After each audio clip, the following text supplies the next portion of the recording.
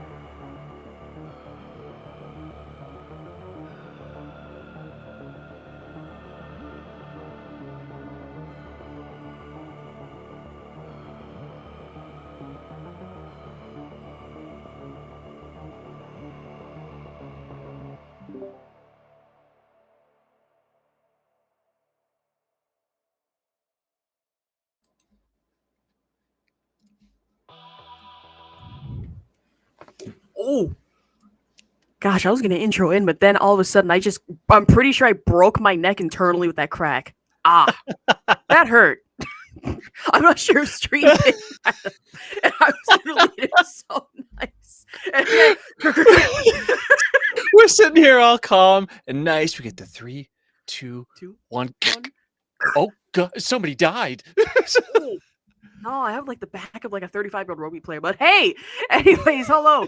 My name is Asher Vaca. I'm here with Winkkzz. Welcome to the OKC Chargers Apex Legends Scrims. Honestly, we're having a great day today, except for me. It's like 83 degrees outside. So, yeah, so far so good. And honestly, Oshi, actually, this is my first time I've co-cast with you. How are you doing today? I'm doing amazing. This is actually my first time casting Apex at all, despite having, like we were talking about earlier, almost 1,500 hours in the game itself and having watched basically every ALGS that's been held and all of that amazing stuff. I'm doing wonderful. Because I'm inside. Being outside where I live right now is not good due to wildfire smoke, but that's totally fine because instead I get to sit here with you and talk about the smoke we're going to see on stream. Oh my God, listen, that was a perfect segue right there. Then again, I'm like a WWE fan. Every time I'm like thinking, oh yeah, we want the smoke, I go, oh, Street Profits, that's totally cool. And I'm too much of a nerd for that. If you ask anyone like Connor or Reezy, they're like, yeah, Ash is a little too obsessed with that. Every stream, it's a WWE or wrestling reference. And we're kind of tired of it.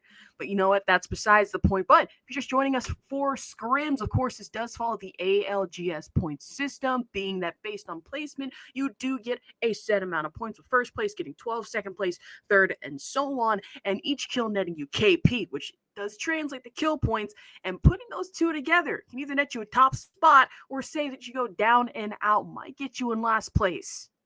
Yeah, it's definitely something to pay attention to all the way through. It's kind of a nice, well-balanced combination between, making sure that you're getting the kills that you need to get to actually participate and be active in it, but have the placement points that you need as well. So yeah, it's golden all the way through in that regard, and it's going to be really interesting to see who pulls out on top coming through. Because obviously, you take a look at the names that we have. You guys can't see them just yet, but we have the pleasure of being able to see who's in here. We have, Team Alt, OKC Chargers. I mean, come on, we have to have high expectations for the Chargers in this lobby, right? It's kind of, I mean, you have a little bias, right? I mean, maybe not. I mean, I have some bias, right? Also, I had to mute some people in Discord because I didn't realize that I was still unmuted this entire time. Listen, I'm still getting used to setting things up. But that's besides the point. I mean, OKC Chargers, I got to be a little biased. Not only am I with them as part of their staff, but a lot of my friends, best friends, are on that team as well. However, when it comes to OKC Chargers, I'm going to just say it straight up. I feel as if going right after this team, definitely a bad idea. Looking at them performance-wise, whether it be her Galaxy or the past couple of scrims they have been, including Noxious, they've either ranked top 5, top 3, or in first place multiple times, game after game, with an average kill rate of over 23 to 10 per game. That is either half or most of the lobby right there. Not only that, they've ended up on top with, who is it, either Winkkzz or Al, even Phae. They're going out as kill leaders. It's been absolutely insane, but you can't count out other teams as well, right? You also do have Predators, PhD, even Toe Slappers, who I have seen play a couple times before in the past and have proven to be. Listen, that Toe Slappers, the name implies that they are either slapping their own toes against the floor or slapping other people's toes, and both sound incredibly malicious. They're slapping each other's toes. They're slapping one another's toes. They're lying in a triangle, slapping toes. Yeah. Group toe slapping does not sound good. I'm gonna be honest with you right now. No, seriously. So going through the names here, I mean, there's not just like team names that I recognize. There's player names that are topping out as well. Gambit being one of the first ones to really kind of jump out and grab my eyes as I'm looking around. I mean, you get all the way down. You've got Allied in here as a team. Stick, it's just people that you see play all over the place. Don't question what's going on in the background, please. It's a box. It happens. Look at what's behind me. It's yeah. I'm in the middle. Say hi. Tell them to say hi. Say hi. What do you mean you don't care? Mom, that's my green screen. This is Scrims. It's Scrims for everybody, right? It's Scrims for the players that are getting down and dirty and kind of getting out, getting to feel each other. But it's Scrims for us on the microphone and on the broadcast, dealing with all kinds of background noises and sound effects. It is what it is. We're here. We're going to be having a good time. It doesn't matter what happens at this point. I mean, let's talk about your sculptor. Turn around, show them your sculpture. Oh, yeah. For those of you who don't know, I am a art major. I'm attending UC Santa Cruz in the fall. I got admitted, and that is the sculpture I did in my art class over at Los Angeles Pierce College. It looks somewhat horrifying, but at the same time, it's pretty cool. Oh, it's beautifully horrifying. Yeah. So it is what it is, right? All the background stuff, it's gonna happen. People walk in and out. It's part of home life, right? Especially you in particular. You mentioned you're moving off to college right now, university right now. It's kind of a big moment for you in your life. I remember when I was a child.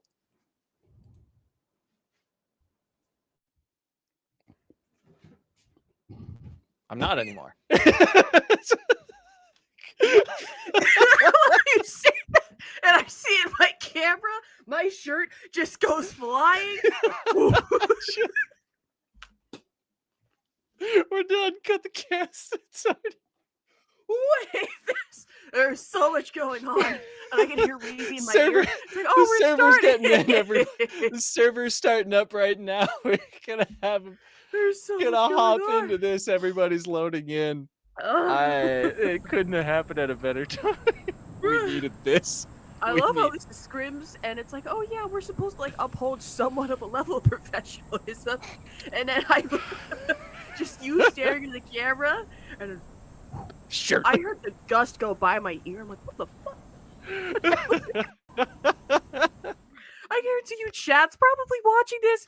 Like, yo, what is going on right now? Like, everyone's just probably wondering. Why? That's okay. Okay, so he straight up called us goofballs. My voice is cracking. I mean, they're not wrong. It's never heard before. Okay, let's get back into this real quick. You can see the casting the crafting rotations were on screen right there for a brief moment. hopping into character select for everybody as well. Reminder, we do have it set so only 2 teams can contest each POI just to kind of keep it professional and competitive. We really want to see these games drawn out. We don't want any of your standard hubs, everybody drop Skull Town kind of thing. No, we want this spread out. We want it competitive. We want this as brutal as possible. Absolutely. Also, I heard that Canadian accent come out in full force the moment you said out. Out. It's like out with an accent. I mean, it kind of is, let's be honest here. But anyways, moving on. The one map that I really like to see, other than I say we land here. Controversial, it's World's Edge. Not a good idea. An interesting thing, they finally turned down the brightness on this map because every time I looked into the sun, it was I would advise against and it was not a fun time. Tell me about it. It's the little things that really make a difference, right? Just the small adjustments that you can make to a map.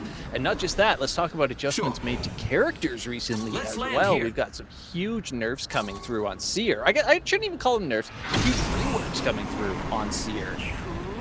True. Now that I think about it, and somehow my brain is able to take in all this knowledge and remember most of it. If I remember correctly, Seer's tactical no longer cancels revives, no longer cancels cancels next to anything.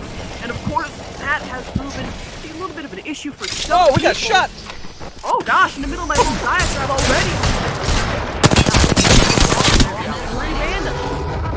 Three randoms here, but looking like 3 qualified players here in Scrims. The bait revive might have backfired a little bit here. Shocking out for the longbow. That's one that's also the missing.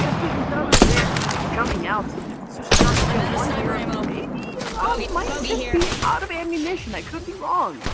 He's got no bullets left in the longbow for certain. And by the way he's running, it looked like he didn't have any left in that 301 either. But it doesn't matter. Teammates are there. The Rockets are there.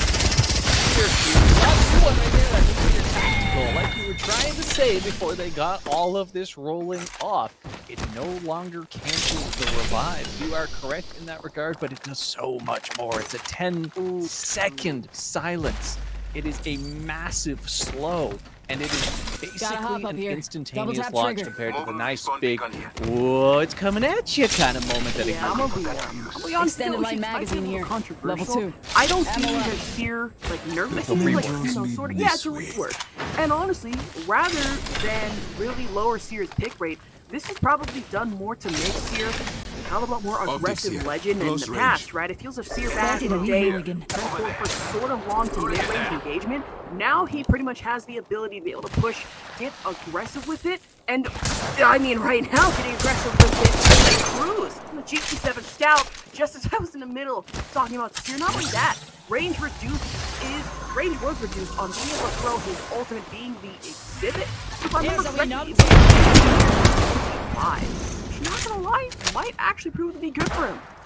Yeah, exactly. Like you're saying, it's really kind of shifting his gears into that kind of defensive, campy, where is everybody character that he was really being used for in competitive gameplay to that more push-based. We want to be able to get in and go in. And speaking of right now, I mean, Gambit and Cruising just actually letting people up and taking a lot of fire back right now. Not sure who it is they're taking shots at. Let's take a look if we can find them on the map here. What am I looking for? I can't find anybody. There they are. They're shooting at No Dill and Oak, I believe, are the 2 names that I see right there. Yeah. Game Medic 17. Thank you, observers, for hopping over in that. Taking a look. We're up on this bridge way north on the map up here. I mean, they're going to be caught between a rock and a hard place real quick because they've got a team coming up behind them. Not only that, but what worries me a little bit is how busy Skyhook is about to be, especially on the edge of map. You do have this little gap in between Survey Camp and Skyhook itself that can make for some easy rotation, but then at the same time, you're usually running into other teams, and that really worries me. And at the same time, Mirage Trois can be very busy, as well as maybe some action over near Countdown, or I actually could be wrong. Pretty much everybody is refusing to touch that POI with a 10-foot pole. Yeah, it looks like we've got some shots happening over by Mirage Trois for sure. We've got a map view up on our end, just kind of giving us a little bit of a peeker's advantage, if you will, to talk about this kind of stuff. But we've got, you know, just some cleaning up going on down here. We hop down over towards Countdown here. I mean, you know, all just kind of running around. running, chasing zone down. Oh my god, hold on. Oshi, did I tell you the story of what happened to thanks, Control Ghost dear. not too long ago in Here one of you our go, what was tears. it, Charge for Pride Interested in event, good night? in which everything was going fine, Ghost was able to clutch, and then inadvertently and accidentally on -2 HP took 10 damage from a Newcastle ultimate wall and What? died. Just walked into it full stop. It was an accident. It was an accident. Accidentally backed up into it. I don't think Control realized that it was still active when it came to electricity, and then boom, team wipe. That is one of the best ways to go down that I've seen in a long time. So Valhalla, but at what cost? I can't even. There was about a dozen jokes ran through my head when you said at what cost, and I was like, I'm not going to say any of these. Oh, We're no. just going to sit here and watch the scope coming in. Nemesis, talk about it. Tell me about it. Do you like it? Do you love it? Which one? Because there's only Listen, two Let me options. tell you one thing about the Nemesis. Back in the day when I was a Titanfall 2 player, I was just a little lad, we knew that as the splitter rifle. And it still did about the same or even a little more damage back in the day, and was still just as terrifying to run into, especially considering there is little to no fall off when it comes to ammunition, when it comes to bullet output, and when it comes to time to kill as well. You can pretty much get it in at least 3 to 4 clean, easy bursts, or maybe even less. When it comes to headshots, and with the scope, I'm gonna be honest with you, the Nemesis is a fun weapon to run, but terrible to go against considering you have little to no space to even outlast that. Yeah, it looks like we got Allied picking up the banner here. Going to be trying to make a run out the back as well. They're getting a little split up as one dips into zone and the other one does not just yet. See if they can stick together and kind of hold out through the pressure that was going on. It looked like there were 2 teams. Sounds like there's still 2 other teams fighting in there as well. So it's just a bit of recovery. There it is. I've been waiting to see that heirloom in the hands of anybody here. We've seen a couple Horizons so far. I think this is the first time we've actually been able to see somebody holding it. What a neat little design piece. And there's been some comments that have been made about it on social media. I'm sure you've seen them. Listen, I made this comment before. I'm gonna say it again. It looks suspiciously like something I would more than likely find in my auntie's drawer, and it scars me. Whoa. Yeah. I'll be honest. That heirloom. Listen, it's a cool-looking mace, but at the same time, I feel as if Respawn was more than likely expecting, a few interesting jokes here and there. Hey, she's a single mom, okay? She's a single mom. Oh my god.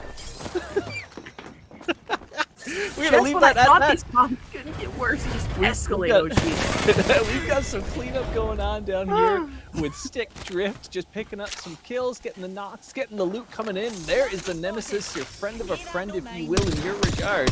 Putting out a couple more bullets, not hitting any of them this time around. Hunter did what they had to do for the first kill, it looks like. Got the assist, 261 damage laid out on their behalf. And we've got a circle pulling to Countdown, which has potential to be one of the most chaotic endpoints in this game, in my personal opinion, just because of the multi-level gameplay that comes with it. Yeah, absolutely. Every time I think of Countdown, I get flashbacks, actually, all the way back to year 2 of Pro League, LGS, in which it was EMEA, right? And a lot of teams say, if I remember correctly, what was it, G2, who did manage to take Countdown at one point, but then a third party comes in, and then another third party, and I'm sitting here wondering, okay, it can't get that bad, and then boom, Gambit, and then out of nowhere, G2 yet again, and then out of nowhere, it was not a fun time for anybody involved. That's the thing about Countdown and what makes it such a dangerous POI. That final ring to really pull towards their end up on. You have a lot of nooks and crannies where rats can hide out. You have Godspot from multiple vantage points and multiple locations as well, especially near top points on both sides being north and eastward. Yeah, it gets really wild when you've got those God spots being split between teams, right? When you have people running the Catalyst, running any of the Control Legends, honestly, right? Let's say we had Alliance in here and you did happen to have the Rampart pulled up there as well, right? You just kind of, you have these teams that split things with the Watson, just kind of, oh no. That's a lot of missed shots, Majin. That did not go well. And that is missed shots and lots of damage coming in for all. Now it's really up to Meep to try and fight this out. And as a Catalyst, you have the opportunity.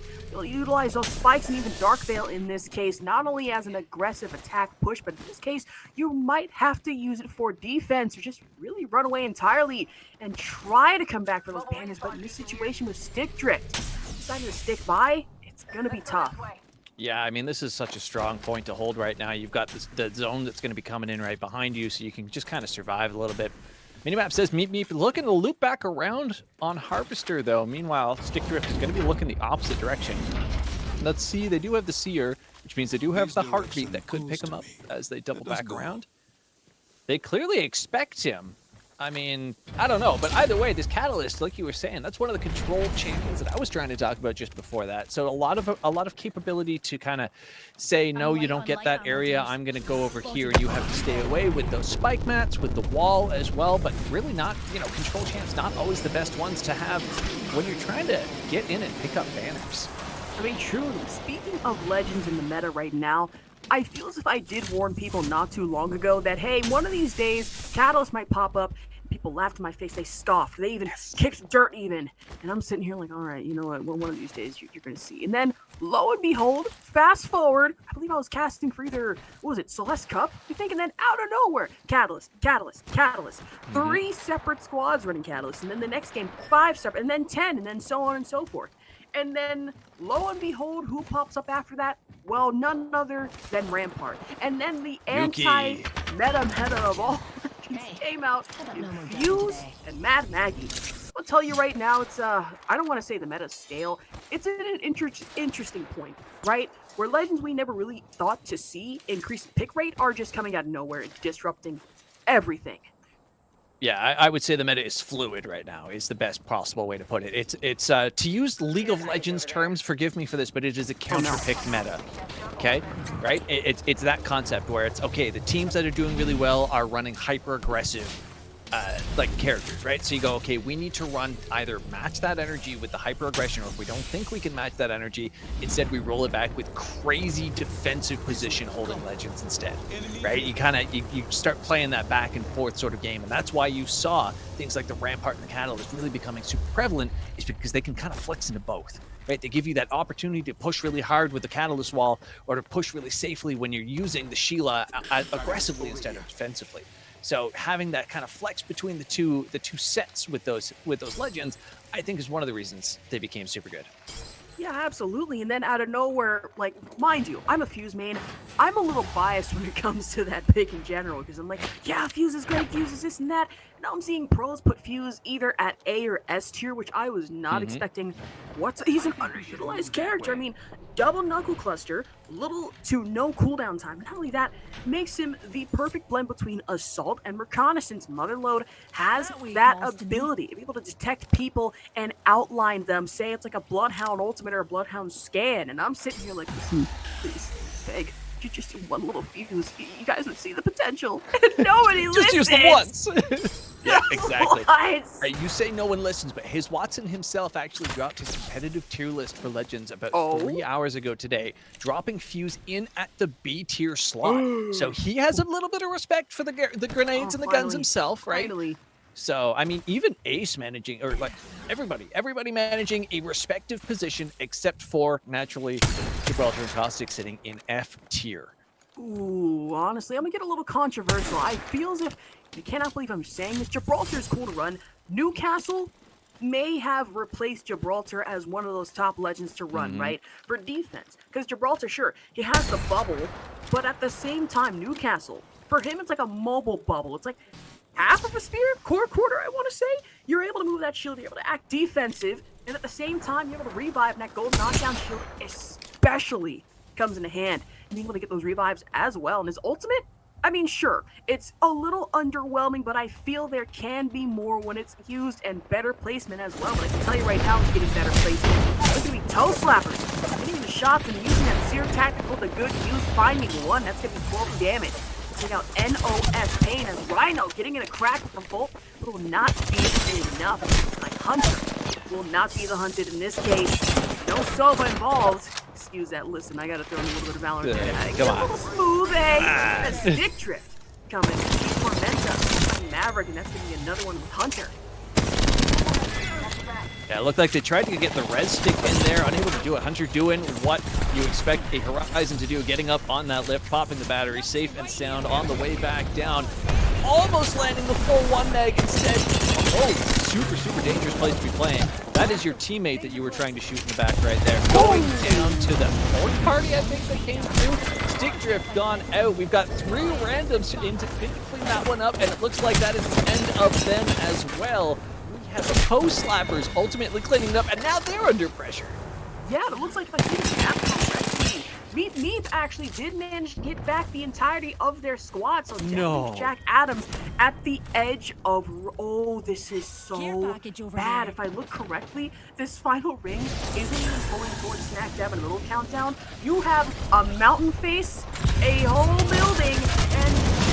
Oh, this just looks so awkward. And I'm very scared for how rotations are going to play into this equation. I mean, you have other teams. You have, if I look correctly, actually, what worries me a little bit here is that Lava Fissure, a couple squads at the edge of that, but OKC Chargers, they are smack dab almost sandwiched in between 3 different squads. Yeah, OKC is not going to be having a fun time trying to get out of where they are right now. They're gonna have to double. I mean, they're picking fights right now. What is modem operandum at the moment? They're peeking out. They're trying to get the damage down. They can still fall back though. So honestly, they're not in too bad of a situation. If they fall back, they don't have a whole lot of cover though. They'd have to go super low ground, and even then, they'd end up running into a bunch of teams. So it's they're in a very, very tough, ironic corner of a circle right now. Man, this is honestly the conversation I feel as if has been popping up a lot more lately, is that these rings, especially for some reason, since this Apex update, have been getting more awkward and awkward and awkward in the weirdest, strangest places. The last ranked game I played, the final ring, you want to know where it ended up for being World's Edge? Mirage Trois. For no reason, I can tell you right now. That was a neck for some shot. Reason, that is 140 damage. Coming out from the Kraber, I felt that in my soul, and I could not speak momentarily as if I had been the one to get shot in the neck. That hurt. We've got a res dropping in right now. I can hear the ship flying over. Someone else is coming back in. Toe Slappers just got eliminated. Allied eliminated as well. A lot of names coming up in the kill feed there. None of it by the Kraber in the hands here. But does put us down to 10 squads, and okay, that res happened right on Chargers. Ooh, not looking too hot. That looks like Phae going down, but knowing Jazmyn and Winkkzz, especially Winkkzz, they can definitely keep up. Might be able to potential in that RE45, especially has been dangerous. And now that you have hammer points added into the equation, one legend fighting for their lives, but now they're getting cooked pretty much EOS style as a thermite grenade down and out. The car ST can only do so much, but now like hammer with one legend is on down by a power of 3. Trying to get in a revive here. Actually committing to it. Rather than go for the bait and see. OKC would come out on top. UPX game popping up and verified now that we switch over to them. In a little bit of a trouble spot of their own, but 42 damage to deal. Now, on the Prowler shots, heroic. Trying to see if they can flank, possibly get a better position on here. What worries me is they are up against a ballistic, and knowing that Tempest can temporarily disable you and even overheat your weapons might not be the best choice to go against right now. No, it's kind of one of those fights you don't necessarily want to be the one engaging on, because you know everybody's just waiting for that big firefight to pick out. We're going to get a quick map overview here so that everybody can see the exact chaos that we get to see on the side and understand the insanity of it. Take a quick look at what is happening on this map at the moment. Every single possible location has multiple teams on it, save the south. It is just a dangerous place. Look at Not Childish sitting just barely underneath VG up there on the right-hand side. Oh, I mean, that is a rat and a half. That man is Master Splinter at the moment. You know what? That was a God tier reference, and that reminds me I probably should get back into Teenage Mutant Ninja Turtles. At this point, it has been way too long. Master Splinter wasn't my favorite. I'm going to get controversial, though. Shredder was a little bit of my favorite, though. Shredder's dope. Shredder had the best weaponry. Fire. Shredder had the best For weaponry. real, though. Turtle-wise, I did relate to Mikey, but you know what? That's besides the point. Who didn't? That's a story for another day. As Verified Gaming, hoping to sit on top of this door right now, get themselves a better vantage point. No vantage to be found. I mean, let's be honest, there's only 10 players in the world who play that character in the first place. I hate to say it, but I also hate to be the one who's on the other end. That bullet Kraber doing 140 damage right now, and it looks like this is going to be a push as Verified Gaming hoping to stave off not only a third party, but get themselves an extra KP, an extra place. Oh no! But unfortunately, they will go down, and that's a Smiley with cruising, becoming your kill leader for this lobby, as both Alt and PhD going down and up, putting us down to the top 5 squads left. Smiley played that fight absolutely fantastically. For anybody who is paying close attention. The one Kraber shot did get through 140 damage flat, but then they actually rotated out the back doors while the Seer who took the hit healed up in front of it, baiting the door kicks, ultimately netting them the entire fight and a massive overall victory for that building. Now you can see them able to pressure out the north end here, out onto Bad Girls Club, out onto, who's the team that is down there? I can't quite tell who it is. Either way, it's a wonderful situation coming in. You've got Gambit and Cruisin just riding the high at the moment, getting pushed from behind right now, though. Oh, wait a minute, hold on. Not only that, this is a smart play right now, trying to get up the evac tower, and while Bad Girls Club, they are distracted by a third party at the same time, it looks like firing shots down below, but I don't think they're going to have the chance. That's Wild Rogue Rampart coming in with an amazing use of the Horizon Gravity Lift. Able to take them up, provide momentary distraction for Bad Girls Club to stay alive, and now CG, the backline to worry about. But sheer tactical having no choice to go out, leaving only GG saved. Last one left alive here to try best. Clean it up as Donut eliminated, putting us down already. Top 3 squads, have to make it top 2 in just a second here. Somehow still alive, thirsting for this kill, but Bad Girls Club. Oh no, that's it. Down and out, and that is going to be it. Third party, fourth party, fifth party, even. Smiley take the W for this first game. Smiley picked up that building hold right off of the big push that came in off of RG, and we're able to just kind of hold it down all the way through from that point onwards right into actually close the game out with a massive victory. I believe you called out Mac Daddy Aim God was the one who was the kill leader at the end of the game there. And who would honestly expect this team composition to be what would take the first game? I mean, just look at who the legends selected are. One of them is a definite, Horizon S tier, no questions asked, one of the best legends in the game. But like we were talking about, those Seer reworks just came through, and so many people are rating him down at C and D tier in terms of legends at the moment. I mean, they came in with a whole lot to prove. I mean, honestly, one legend I'd like to point out in particular, we don't see a lot of runtime on or pick rate as other legends, was Ballistic. And I'm going to be a little controversial here. And I'm speaking from both a caster standpoint and a player standpoint, right? That Ballistic right now is really underutilized, one of the most underplayed legends, but he has potential. But the reason I feel not a lot of people play him is because they see the kit, they feel it's underwhelming, but really it just depends on how you utilize it and how you're able to use that in a lot of key situations. And when it came to Countdown being this final ring, it was the perfect spot to be able to do so. You had Tempest, you can disable enemy players and pretty much jam their guns. They overheat, they take damage, whether it be from that, your bullets or chip damage, right? And then you're able to overload your own weapons, right? You have that Ballistic ultimate, it can come into play. That's the key thing right there. And in that situation, I feel was used so beautifully and so perfectly. You combine it with both Seer and Horizon, able to get your guns out better, able to move faster, especially with Horizon. That grab lift, especially with the added 5 to 10% movement speed, is nasty. So that team comp, I mean, sure, as unorthodox as it is, I feel works perfectly here on World's Edge. It works perfectly in a hyper-aggressive manner. Right? Think about it. You're trying to sit down. You're like, okay, we got to hold this building. This is our POI. We want to stay here for a while. I mean, you're going to see people coming, but you're going to have to put the push on. That is when his ultimate comes in, right? That is when it really, that overcharge is super, super useful, is when you're the team pushing it. I mean, and at the end of the game, it's even completely unbearable, in my opinion. You see so many of these fights. I was just watching it back. So many of these people had 50, 60, 80 bullets left for both of their guns combined. That's it. That's all you have left. You've got 2 or 3 mags. If you miss them, you're SOL. Oh, no, never mind. I've got unlimited ammo. I mean, come on. Who doesn't want that when you're running in with a Volt in one hand? Oh, that's empty. R9 time. And one of them's gold. I mean, come on. It's as good as it gets. And then you run a sniper in tandem with it. You've got 2 brutal close range weapons. Honestly, I feel like so many of these people aren't used to being able to switch through more than 2 weapons. They don't have it keyed up properly, or they over scroll on their mouse wheel, things like that. That's just that's why I think a lot of people look at him and look at the kit and feel that it's underwhelmed. His tactical isn't amazingly abuseful, right? You can't overuse it. You can't abuse it. It is tactical in its usage, but then you have to really make sure that you time and play with your team properly to really utilize that unlimited ammo and the increased fire and draw rate that you were talking about. I mean, absolutely. And one comp I would also like to mention is that I actually was running this not too long ago over in ranked, and I think we netted ourselves over 500 to 1,000 LP.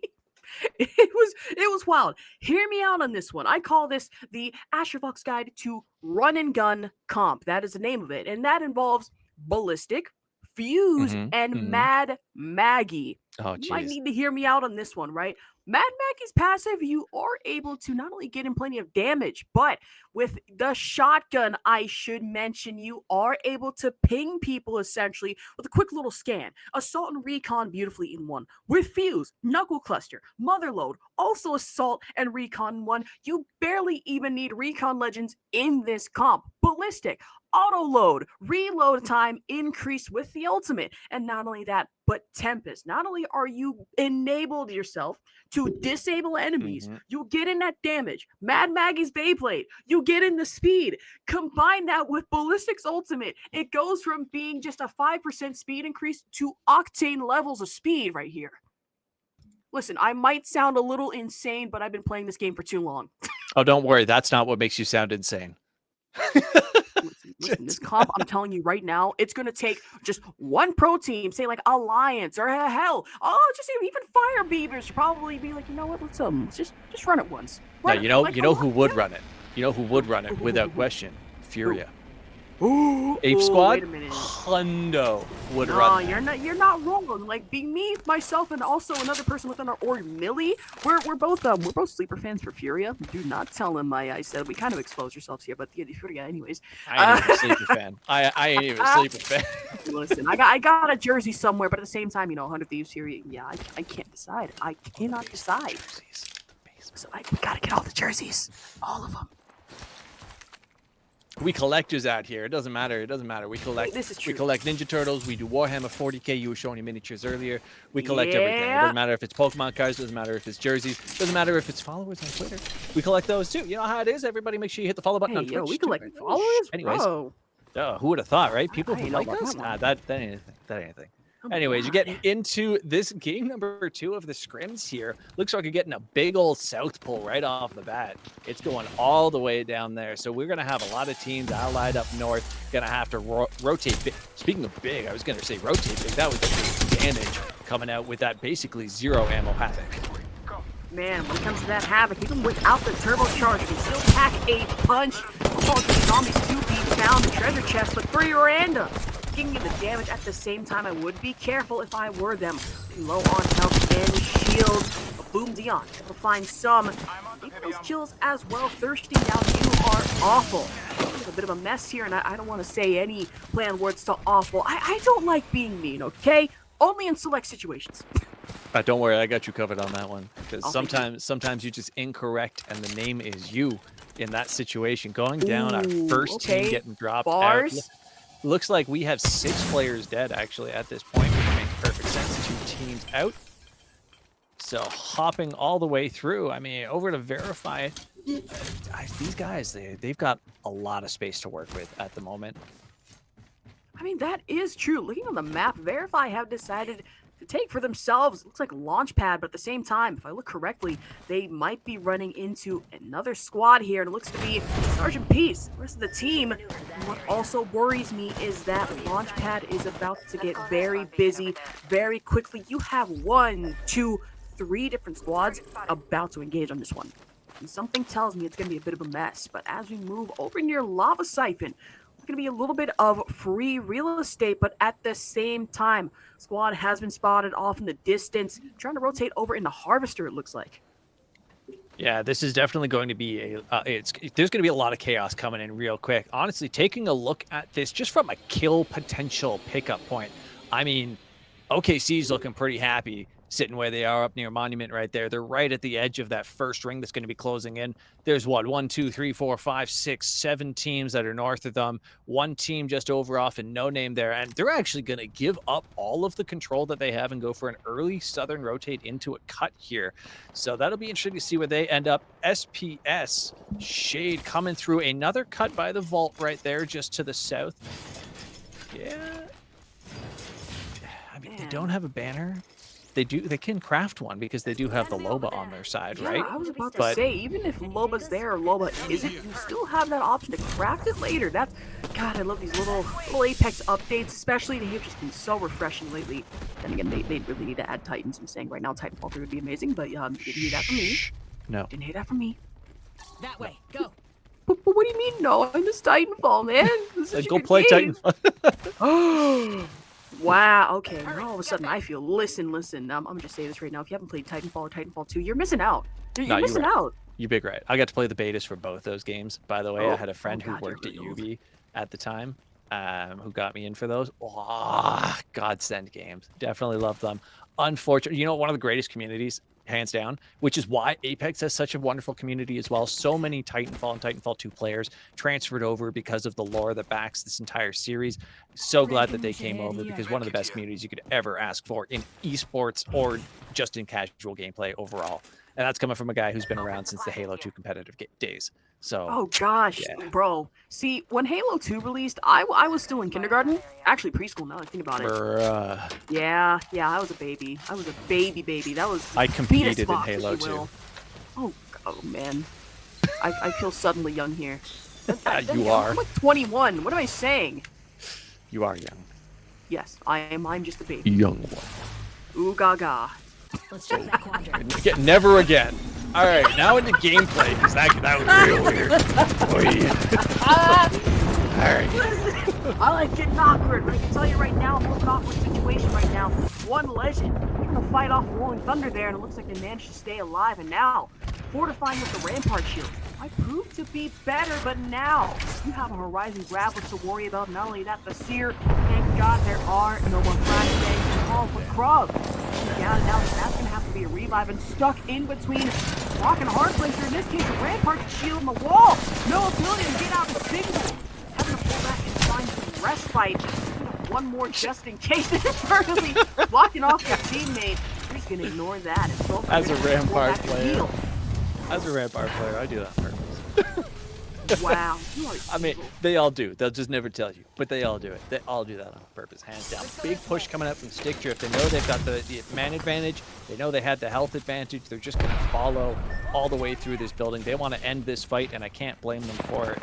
Dropping smokes on the door here and actually peeling off a little bit. They just want to make sure that they can get out safely. I thought they were going in bloodthirsty, looking for the extra kills. They said, no, we're just going to back out and take it. Toe Slappers picking up crumbs from one of their own fights. 3 randoms eliminated. Saw in the kill feed very briefly right there.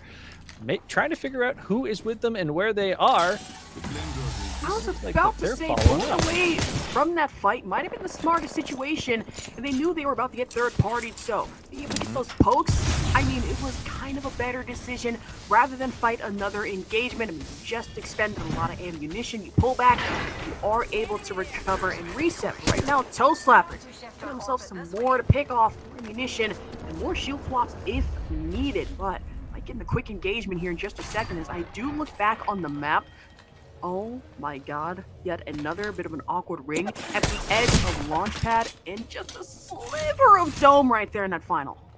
Yeah, that dome hold is going to be key because that is a large portion of high ground. But depending on where it pulls from there, it's either going to go to buildings or into a big open area with not a lot of cover. So this is a lot of rampart walls. Keep in mind, if you're shooting through the top part of the first one of those rampart walls, and there is a second rampart wall, it will destroy the top part. So you got to be very careful with your aim here, the way that they're shooting up the stairs. As soon as they get down those stairs, you're just going to be punching your own wall instead of actually doing any good for yourself in terms of additional damage. So this is a very tense little location right here. I think we got 3 or 4 squads sitting all on the same pair of buildings right on the corner of zone. So, I mean, they're not even really going to be in at the end of the day. Take a look at, can we get a map pull up real quick, please? I want everybody to see what's going on at DG Thermal Station. They're just taking it all. Allied is up north. They're making a rotation. They've at least got a slow pull of zone with them too. Or sorry, if they're on fast side, my mistake. But I mean, take a look at DG off to the left-hand side of the map there. Allied way up to the northeast as well. I mean, this is just those two teams are they're going to be the last ones in. And this is not a zone that I want to be in that situation for. Absolutely not. Knowing that the zone does a hell of a lot more damage in terms of DPS and damage per second, as well as that speed, which is given an increase. I'm going to tell you right now, no sunscreen with SPF 30,000 can save you from getting absolutely cooked to crisp. It hurts, it's painful. That's why majority of pro teams, especially over in ALGS side and even Challenger Circuit, rarely play within Edge or even in Ring anymore.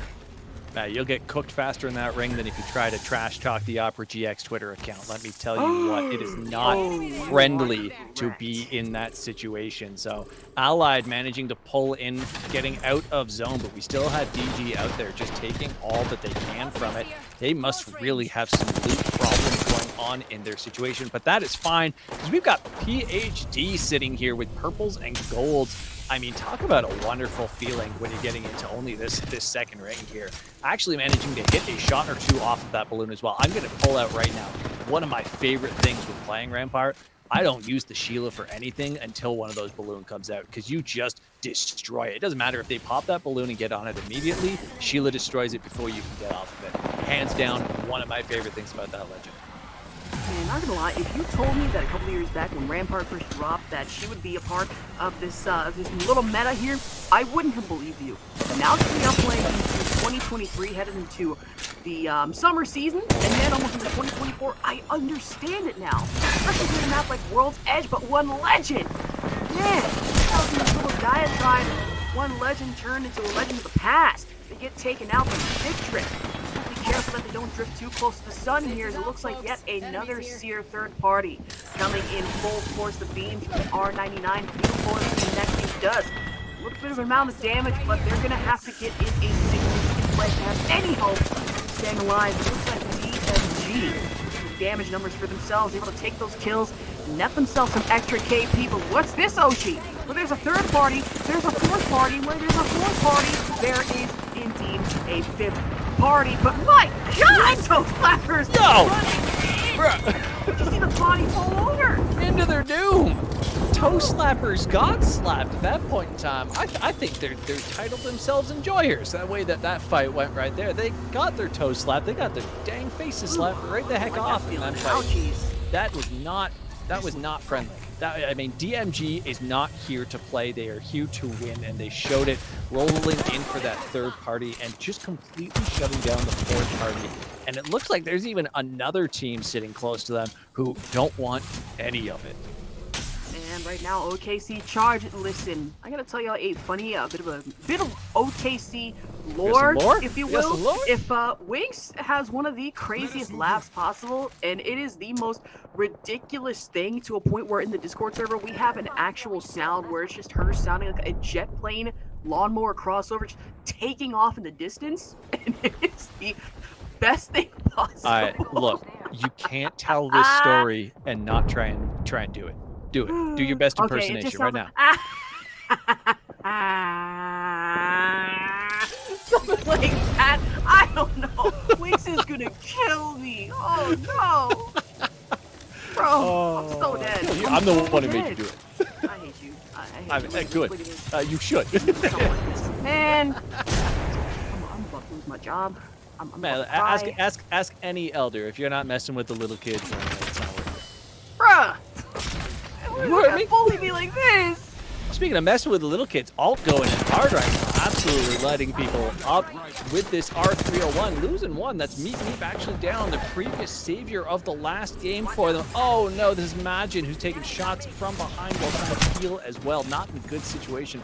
Gonna have to rat this out and just try and get some placement points. By the way, 13 squads still left in this. Okay, well, that's going to change shortly the way things are going. Here, I was about to say, I mean, that's going to be Meep Meep and Gigi down and out and trade for trade as Game and Netix actually swapping over from playing Newcastle from game one. It's a bit of a more comfortable meta pick here. And now DMG is getting in the shots, but OG controllers going to have to pull back, get that med kit, going to have to stay still.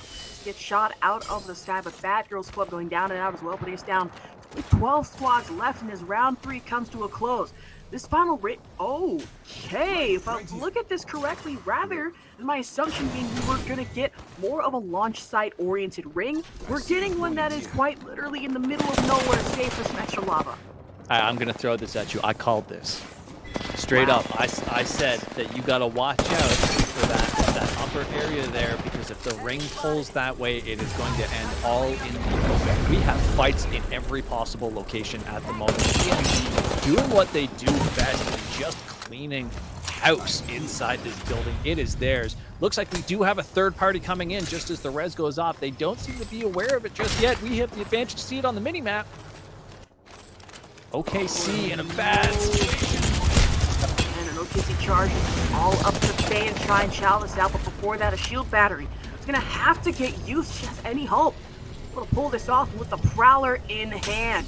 This is going to have to work. One med kit for the road, but at the same time, you have a Horizon grab lift and a couple of stray elements coming for you. And that's going to be both BMG and OKC charges being eliminated, putting us down within the top 10 and only 8 squads left. The distance coming in, the flatline catalyst fight going out. Just a little bit of deterrence and insurance for allies to get themselves a good spot here.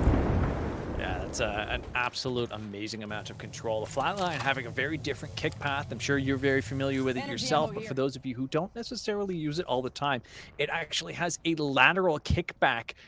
So you have to, if you're using MNK, you're moving your mouse left to right instead of pulling it downward. So a little different, takes a lot of getting used to, but once you do, my goodness, is it gorgeously linear.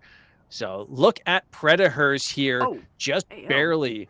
I mean, we've got one banner in hand, one banner that's definitely going to time out, and hopefully, for their sake, nobody knows where they are. They're so close to the next zone here. I mean, it's going to be tight. Man, right now, looks like a Loba actually able to find himself a little bit of purchase. Avoiding the 30-30 shot from my favorite weapons. No, I'm not saying that as a fuse main. It's a good weapon. Overall ADS damage. You can also pack a punch as Verified Gaming. Cash hiding behind shield will not be enough. Verify and Senshi Kami go down, and Smiley with some smiles on their faces as running with the same comp as last time. That ballistic in Mac Daddy Aim God has proven to be a major problem with the auto loader engaged. I can tell you right now that's one of the reasons why they have netted a good amount of kills with Cruisin' at 5 kills kill leader right now, and with 7 squads left, we might see a repeat performance of last. Yeah, they really want to make sure that they get themselves a good zone. They've obviously, a good position within zone. They obviously have proven that they can push everything quite well, but their real strength at the end of that last game came from being able to hold down that building. That is a redeploy going up, so they're going to be taking a pop out, see what they can find, see where they can go. That was interesting, tactical. It kind of flew itself into the building. Looks like they are going to find a little bit of open ground. They might have a rock to play on. They're going to be right at the very edge of zone. Everybody sees them flying in. The bullets from all angles. I mean, Gambit trying to put some shots down, getting himself down to 1. He's going to have to heal up as well. Grenades galore. They're going to have to fight their way out of this instead of landing peacefully like they wanted. It looks like they're gone. That is the greediest champions out. Smiley taken down by Donut. I mean, for what it's worth, they put in a lot of damage themselves, knocking 2 and almost killing them all as well. Use the X-Gang under fire as well. Looks like they're going down. I mean, bloodbath in the moment of that race. And previous champs are out. That means the entirety of the lobby here being 4 squads left. 9 people approximately now have the opportunity to get themselves a win here and net themselves some KP to put themselves over our top ranking team of last game. So PhD, they reset and recover, making perfect use. Not only that dark veil with the spices they get, is somebody reviving in the middle of no man's land. Hold on a second. Majin, somehow staying alive, allied at their back. No, it's not. It's Donut. It's Donut. It's Donut respawning in. Yeah. Okay. Well, Majin hiding under a staircase. No shot of singular rat. I don't think anyone has any idea that Majin is just there, but that's happening. The rat actually Donut himself out of yet another predicament as they are getting 8 to the back. No banana bananas and no Winston even. They found, I mean, really, this isn't Overwatch. This is Apex Legends. We are talking about the PhD looking hell of a lot like Winston and getting in the dive, but they themselves get shot at. Man, this is getting really tricky. Winkkzz having to pull back, and that's one banner going up, so you're going to be without one player. Swerving might still be able to survive, or maybe not. That's going to be rough. Donut eliminated PhD. Staying alive as Allied looking exceptionally healthy. They are able to take this squad and put... Majin. And Majin, oh no. And Majin has somebody standing on his head. And it's also a solo. Oh no, it is solo on top of solo action. I'm a little scared here, Oshi. I am clutching my pearls. Allied, they have charge rifles. Look, so Allied has this, right? The question is who comes second. That's what we're asking ourselves right now. Can Winkkzz stay alive? Can Majin stay alive? One of the two of them is going to pull out an absolute magic trick. And quite frankly, Majin deserves it the way that he's played so far in this game. There it is. They have no idea where Majin is. Picking up second place as they're at. He finally pops his head out just to end the game. Put down what damage he can. But Allied are your champions of game number 2 of the OKC Chargers. Scrims today, I mean, for all that they won, everybody's on Majin's side. I mean, yeah, if you think about it, Majin did manage to secure the team an actually great placement here. By going out a little early, I mean, sure, might hinder a little bit, might hurt, but at the same time, placement points matter just as much as KP here, especially in scrims. Yeah, exactly. And we did see Majin and his crew picking up some aggressiveness early on in the game as well, which is how he ended up being the only one alive, right? It's just kind of part of the game. And quite frankly, you have to respect somebody who can rat their way. I mean, we saw him start ratting at, what, 14 teams remaining? 13 teams remaining? Pretty sure, and was that's still where able he to stay lost it. alive. Yeah, and was able to stay alive in the center of zone, mind you, all the way through to come into second place. That isn't just a skill ability. It's not just the ability of skill in terms of your physical prowess, in your terms of your ability to aim and shoot and move. It's also the mental fortitude to say, I'm in a safe spot. I'm in a safe spot. I'm in a safe spot without driving yourself insane, because all you hear are shots going off around you, grenades being thrown around you, especially considering the fact that Allied was literally standing on his staircase at one point in time, and he did not flinch. He did not fire. He simply held out, picked up that second place. Could not be more proud of him personally. I mean, absolutely. Majin able to secure those much needed points throughout. Pretty much was the equivalent of World War II in a handbag going on through World's Edge. I'm not wrong. I mean, the shots, everything just ringing out. It was absolutely insane. And I was honestly a little bit surprised, but now that I think about it, you know, you did have a couple of Sears left, Sear squads, I should say, and they should have been able to snuff out Majin. I mean, that easily can detect heartbeats. But now that I think about it, maybe the reason why that didn't happen is there were other squads right on top of them, and their heartbeats got entangled, leaving Majin safe while somebody would end up getting third. Oh my God, he inadvertently used everyone's as bullet sponges. It's absolutely big brain. Both sides. It was both sides of the circle. That's the big thing to talk about, right? Allied, the team that was standing on top of him, did not have a seer. They had no seer on their side. They were running Bangalore, Catalyst, Horizon. No seer. So they right? pretty much had so no he way was of sitting detecting. right underneath. No, they could not find him. No chance. Every other team that was alive with a seer was on the complete other side of the circle, and they all fought each other. That's it. And then all the seers died. And then there was the last 3 teams that were left. And that's how it ended. So he managed to avoid absolutely every seer that was alive from 13 squads left. Not only that, Majin also got lucky at the fact that had there been a singular caustic on that side, all it would have taken was a well-placed tank. It would have triggered. Majin would have been in trouble.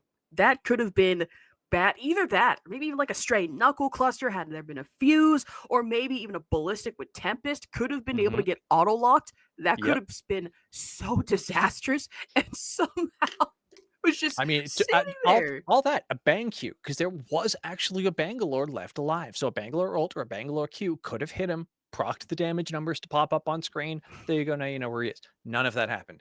Absolutely none of it happened. It managed to survive under that staircase all the way through for second place. Phenomenal. Absolutely phenomenal. I mean, how can you not be cheering for him in the next game? How are you not cheering for Alt going into this next game after that, right? It's game number 1. We saw Meep Meep respawn their entire team, Oh, that is right? true. Right? So that's respawning Majin and respawning Control Ghost. Control Ghost, we've seen beam a couple people in both games. And then after this gameplay by Q Majin, I mean, underdog heroes? I mean, maybe. Now that I think about it, the fact that Meep Meep was able to respawn the entirety of the team, right? When Stick Drift, they were sitting there on Harvester banners. anticipating that they were going to come back. And then, boom, we see the squad is back in full control. We're thinking, wait, did they revive? Like, did this happen? And they did against all odds. Yeah, absolutely wild. The fact that they managed to pull all of that back together. They're definitely on my list of people I'm going to be looking for in the next server without question. But I mean, taking a flip around, kind of looking at everybody else, who else do we need to see some big ups for? Ooh, Hold on, I big just realized that we have both ups. UPX and UPX gang. UPX gang. Yeah, didn't What's- realize that we had 2 teams. Not gonna lie, I misinterpreted UPX as UPS, so I was like, wait, United Parcel Services have like their own esports team? Not gonna lie, I imagine, I mean- listen, UPS drip is fire. I've always wanted one of those shirts for the strangest reason, right? And they don't sell them, and I'm pissed. Okay, but seriously, how dope would an esports team with the, like, what can Brown do for you? Right? Like, Bruh.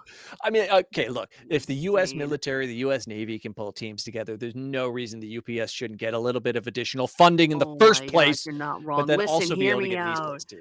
You know how insane the UPS versus FedEx Apex Legends rivalry would be? Hear me out on that one. That would be Okay, but Canada nuts. posted roll you.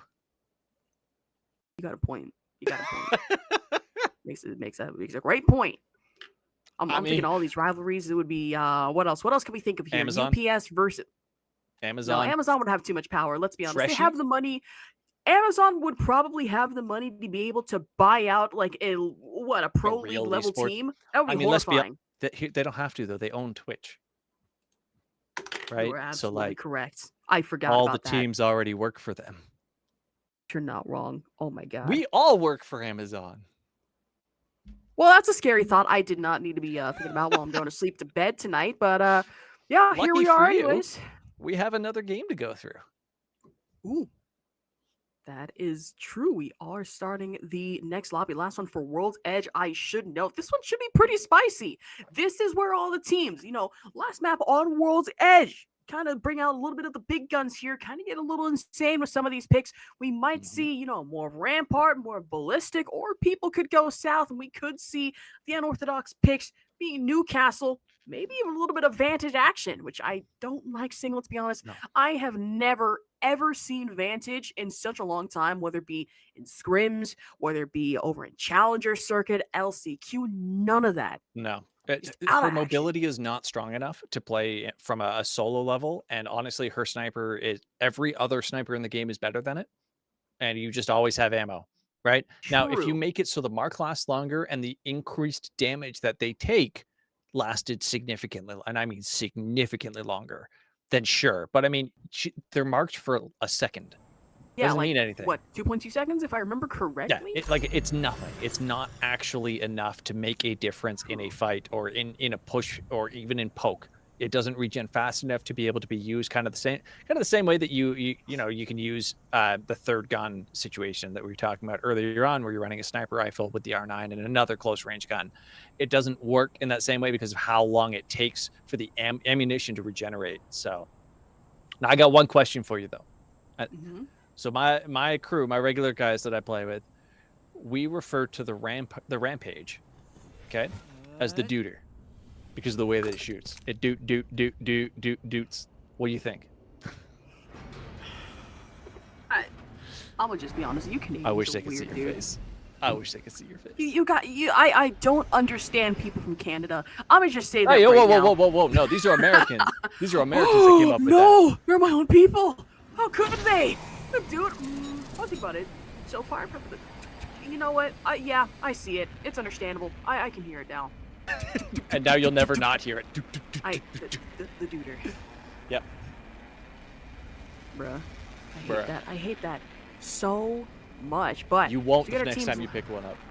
I hate you so much, Oshi. I've only met you, and the dude is sticking with me. All right, Gosh, while we get dang the it. map up, let's take one quick look at absolutely nobody landing fragment.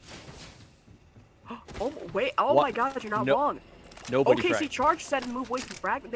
I mean, sure, the They land a POI's monument. Yeah, Yeah. POI's monument. Nobody is touching fragment with a 10-foot pole. Thank God. I have some controversial statements on fragment. I don't want to say them today. Do it. Pull it. No, Let's go. you know what? Are you kidding? Fine, The way I'm the rest gonna of this get- cast is gone, why would you not? This is the time. Fine, I'm Release gonna it. get canceled by Twitter. I hate Release it. fragment. Fragment needs to be destroyed again. Fragment needs to be blown up. That's all. I'm saying. Fragment never should have been blown up. You know what? Let's agree No, to I'm just disagree. kidding. I'm just Let's kidding. agree to disagree. Fragment needs to be gone. I've been I'm aped okay. too much on fragment. Perhaps Frag- So many frag- bad numbers. this week. Frag was just terrible. Frag was just, it was way too much, right? It was everybody, and the games would last Evo 10 shield minutes here. max. Level Even two. worse, I'm gonna bring back in the even more controversial statement. Bring back King's Cannon in the ranks. That's all I'm gonna say. People are gonna hate me for that one. I'm not wrong though. You know what the best thing that they ever did, though, was? Mhm. Bringing back Mirage Voyage. Oh my God, you're not wrong. Hands down. Remember, what was it? Mirage Ado like crash landed on the Angel City map in arenas, and now that that's gone, we have Mirage Trois. What? Mirage does this Trois is man such a keep- good name. It's so Bro, good. What does this man Great keep puns. doing to be crash landing his million, possibly billion-dollar ships like these? is It sponsoring involves him in the first place for multiple these? people. It involves multiple people and not a lot of clothing. That's where the names I come am from, deeply okay? Oh God, I just realized. Yeah, you just... People are watching these scrims right now, expecting a certain level of professionalism from us. We hate to break it to you. This is what it's dwindled down to. We're sitting You know here what? like, No, oh, yeah, we are got talking matches, about da, da, da. accurate lore. Thank you very much. These are not stories you and I are making up. These are things that Respawn and This is EA true. have put into the game themselves. We are just telling the stories that they wanted to have. My God, you're not wrong. We don't talk about Mirage or the pumpkin incident of Halloween. That was bad. That was. I don't know about that. Ooh. Oh Shh, my God. No, I said I don't know about it. Okay. Read between the Okay. lines. Understandable. But right now, we do move on to UPX and coming in with the, I don't want to say pay-to-win flatline skin, but the heat-sink flatline looking so beautiful. I wish I had gotten that the day it came out. But staying on top right now, actually kind of utilizing the catalyst spikes to a little bit of their advantage here. Even if they are enemy and they can damage them, it does provide them with a little bit of security. So really, LOS might not even be an issue for them. Yeah, honestly, like visual clutter is something that a lot of people complain about in terms of muzzle flash in this game, in particular around the R9 for many seasons. But in that particular situation, you're right. They were using those catalyst traps to just kind of block line of sight and really add that additional clutter to the people that are sitting farther away trying to aim at them. Meanwhile, when you're the one standing right behind it, it's either in your face or not in your face. It's much easier to kind of look around and not have it be as much clutter as it is just straight up a wall, right? You just don't look at it if it's a wall. So in the other hand, sorry, I was just trying to figure out, my screen went a little blurry for a moment there. DMG is a man down with no banner in hand either. Verify taking some shots from a distance as well. Managing to run into 2 batteries there. I mean, that's kind of a lottery at this point. I mean, true. One thing I have noticed that a lot more squads, especially Whoa. Verify Gaming, sure, we have the evac towers, and there has been a little bit of talk saying that, you know, Valkyrie might be a little useless with that in play. We've been seeing more Valkyrie, like, you know, on the map, or being played by these teams. My brain is so fried today due to college, I can barely get a word out. But that is one thing that was interesting to point out, is Verify. They're gonna fight for their lives right now, stuck between a rock and a hard place, and pretty much hold themselves up in this building. Do their best to fight it off. That's going to have to be a necessary Horizon Black Hole to deter grenades as well as shots coming in from the Peacekeeper. Verifying, able to find a little bit of damage and respite. This might hurt just a little bit. That's going to have to be a thermite grenade, acting as extra insurance. But look at this stick drift coming in to the back line. Frank able to find the shots of grenades. They do connect. And that gets a crack off of the enemy, being the Horizon. And shields. Oh, revive. Excuse me, I revive. Oshi, I am losing it so badly right now with the work going on. No worries whatsoever. Oh Let me my swing in God. for you. Just take Please, over dude, real quick. water.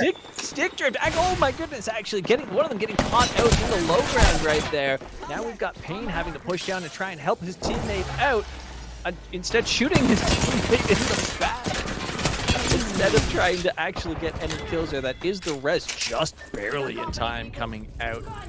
Managing to get back up to 3. Stickdrift does come out on that. I wanted to call attention earlier on to just how well Stickdrift was playing that fight, rotating around the rooftop and getting some angles through windows as well to get some sprays in when that Horizon ultimate was down, blocking their vision through the doorway.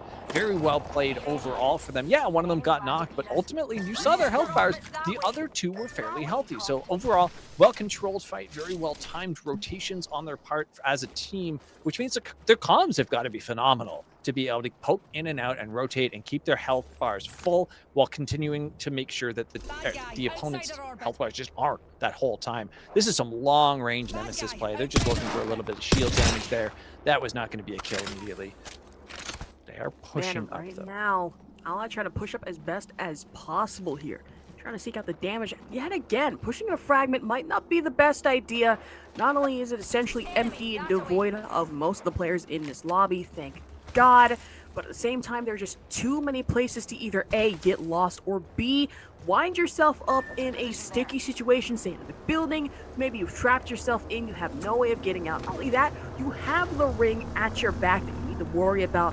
So getting in that rotation might be necessary, or more necessary, I should say. I'm actually going for a full team fight yet again. Yeah, even just skirting the outskirts of Fragment there, proving just how dangerous it is. There actually were 4 teams converge onto Fragment there. We've got some rotations going on. It looks like flight by the speed that they're moving at. So we've got people going through the cut up to the north, some people going into Train Bridge right now. As you can see, 3 randoms here sitting nice and pretty. Also, Nice and Oshi, pretty. remember how we were talking about Mirage earlier and how one of my rings ended up being a Mirage Trois Ender? Look at the map. What Look does at this the remind map. you of? Get a quick Interesting. map pull up for everybody who is watching right now so they can see the chaos that we're looking at. But on top of that, to also see just how comfortable OKC Chargers are sitting at the moment, because they are not just within the one ring, they are within the next ring as well. True, that is smart to get that early in-ring rotation so you find yourself, like you were saying, comfortable in that position. Stay silent and maybe stay dry just for a little while as other teams get that engage. I mean, sure, you do miss out on that KP, but at the same time, placement, especially being able to come up in first, maybe even second. I mean, 12 points is a pretty thing to get and to look at as well as right now. Senshi holding themselves up not only with the Watson pylons and fences, the Loba Black Market, as well as one legend. They are down, have the ability to be able to craft banner, but will they be able to do it? That's the question. It doesn't really look like it. There's so much pressure coming in just based on this area alone. They're going to have to play this 2-man. You know what? They have a very good high ground spot here because of the walls. Not too sure how safe they would be without them, but here we have Alt. Majin is down, not out just yet. We do have Meep still going, and I mean, Control Ghost is very healthy, sitting on those reds already for sure. So interesting to see if they manage to get the res off here. And going over to Alt. Yeah, still sitting on Alt right now. They do in fact get that resurrection off, and we've got Gamenetics, the big rotate over towards Harvester. That's a long balloon, not too long of a balloon flight, sorry, but a dangerous balloon flight because you are incredibly open from many, many different angles. Huge Horizon ult coming down. Looks like none of those grenades have hit just yet. Smiley going big. That's a huge knock by Cruisin'. They are untouched, looking to clean up this team. Man, I can tell you right now that one team in particular is cruising for a bruise, and is cruising themselves, going in, trying to get this push and ape for yet another kill, and this getting very dangerous, very quick, and a rogue runaway. There is no way this could get rough very fast. 34 damage, breaking through shield, and PhD will go down and swerving at the very unfortunate end of those bullets. Yeah, PhD just got absolutely swept through right there. Smiley having yet another incredible game. Every single time we have rotated over to them, we see them in a fight and we see them clean up. Unfortunate loss at the end of game number 2, but it looks like they're looking to push in hard and pick up game 3. That is a nice 30-30 shot to get some shield damage just before the launch right here. Three randoms, they're going to have to find a spot to land, and they're not going to have a good time with it. They are opting for, oh no, they're not. I thought they were going to opt for the safer play and going to the other side of the rock wall, but they want to get the scans off to see if they can actually find a safer place for them to land. They're going to be coming in possibly to fight already on, no, sorry, we have swapped all the way over. We're in train station now. I completely got turned around for a brief moment there. Good catalyst wall to get yourself some cover. This is a Pathfinder on Bad Girls Club. I believe so. That is indeed our favorite boy, our favorite Marvin, Pathfinder. Put some damage in, but at the same time, having to pull back is right now Bad Girls Club, trying to find themselves some extra relief, but at the same time, getting in and netting the KP, getting these shots in, coming in for the Prowler. That will be it. Yes, they were already low and had no choice but to try and chow this out. Unfortunately for them, we'll go down to Bad Girls Club, but that is the thing. We rarely see a little bit of Pathfinder here and there. Yeah, there's not a whole lot of magic that he can kind of bring to a team these days that isn't brought better by somebody else, but sometimes it's just comfort, right? If At-R is going to be playing in that kind of aggressive manner of flying out with that Q grapple, then it will definitely suit them well. Toe Slapper is still alive, but not so well. Under fire again after clearly just winning the last fight that they had, or at least getting a heal up. Game Netix just eliminated. We've got Nox coming out here as well. Okay, that is a lot of explosion. We were talking about the change in lighting on this map, and it just got reverted all the way back to that angle. All of this explosions, Allied rolling through. Toe Slappers are gone. Just absolutely done and dusted. Meanwhile, three randoms in quite a rat corner, but there's three of them still. Up. Yeah, but at the same time, I was about to say that rat corner has been revealed. The Exterminator? No. It's going to be a Seer Tactical. It's not only scan them, but pretty much take them and scare them out of their little hidey hole here. And being able to utilize that visual clutter like you were saying earlier to deter from the shots and hide just a little bit here. But at the same time, you have Seers to worry about, and that heartbeat sensor can really put a hurt in your day as three randoms. Want to maybe get some shots in or actually go back to ratting momentarily, which it looks like that might be the case. I mean, you know what? At a certain point, you say, we want position points, right? The KP will come. Right, so they're going to play that. They're going to roll with three for a little bit, and they're going to get the cleanup KP instead of the engage KP. And again, that's a thing you have to look for sometimes. It's the way you have to play sometimes. Look at these big shots coming in. It's a whole lot of whiffs, Steve. I'm not going to lie to you, but it was incredible positioning. It was just better strafe on the target. Nothing to do with you. Just beautiful side-to-side movement to stay alive. Chasing the rotation all the way down to that zip line. Huge crack coming out right there. Wow, and that, you know what, that right there, that show that you see on the zipline, the amount of damage that you took, that is why Pathfinder is not so frequently used. Obviously, that's just a world zipline. I'm just saying, riding ziplines puts you in a very open and vulnerable position where there was very little counterplay after the very early changes that they made to being able to re-grab ziplines.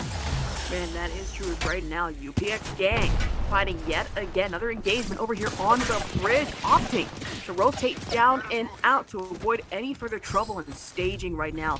Be a little crowded, and at the same time, shots coming in from behind, actually. Third party, fourth party, even fifth party territory possibly.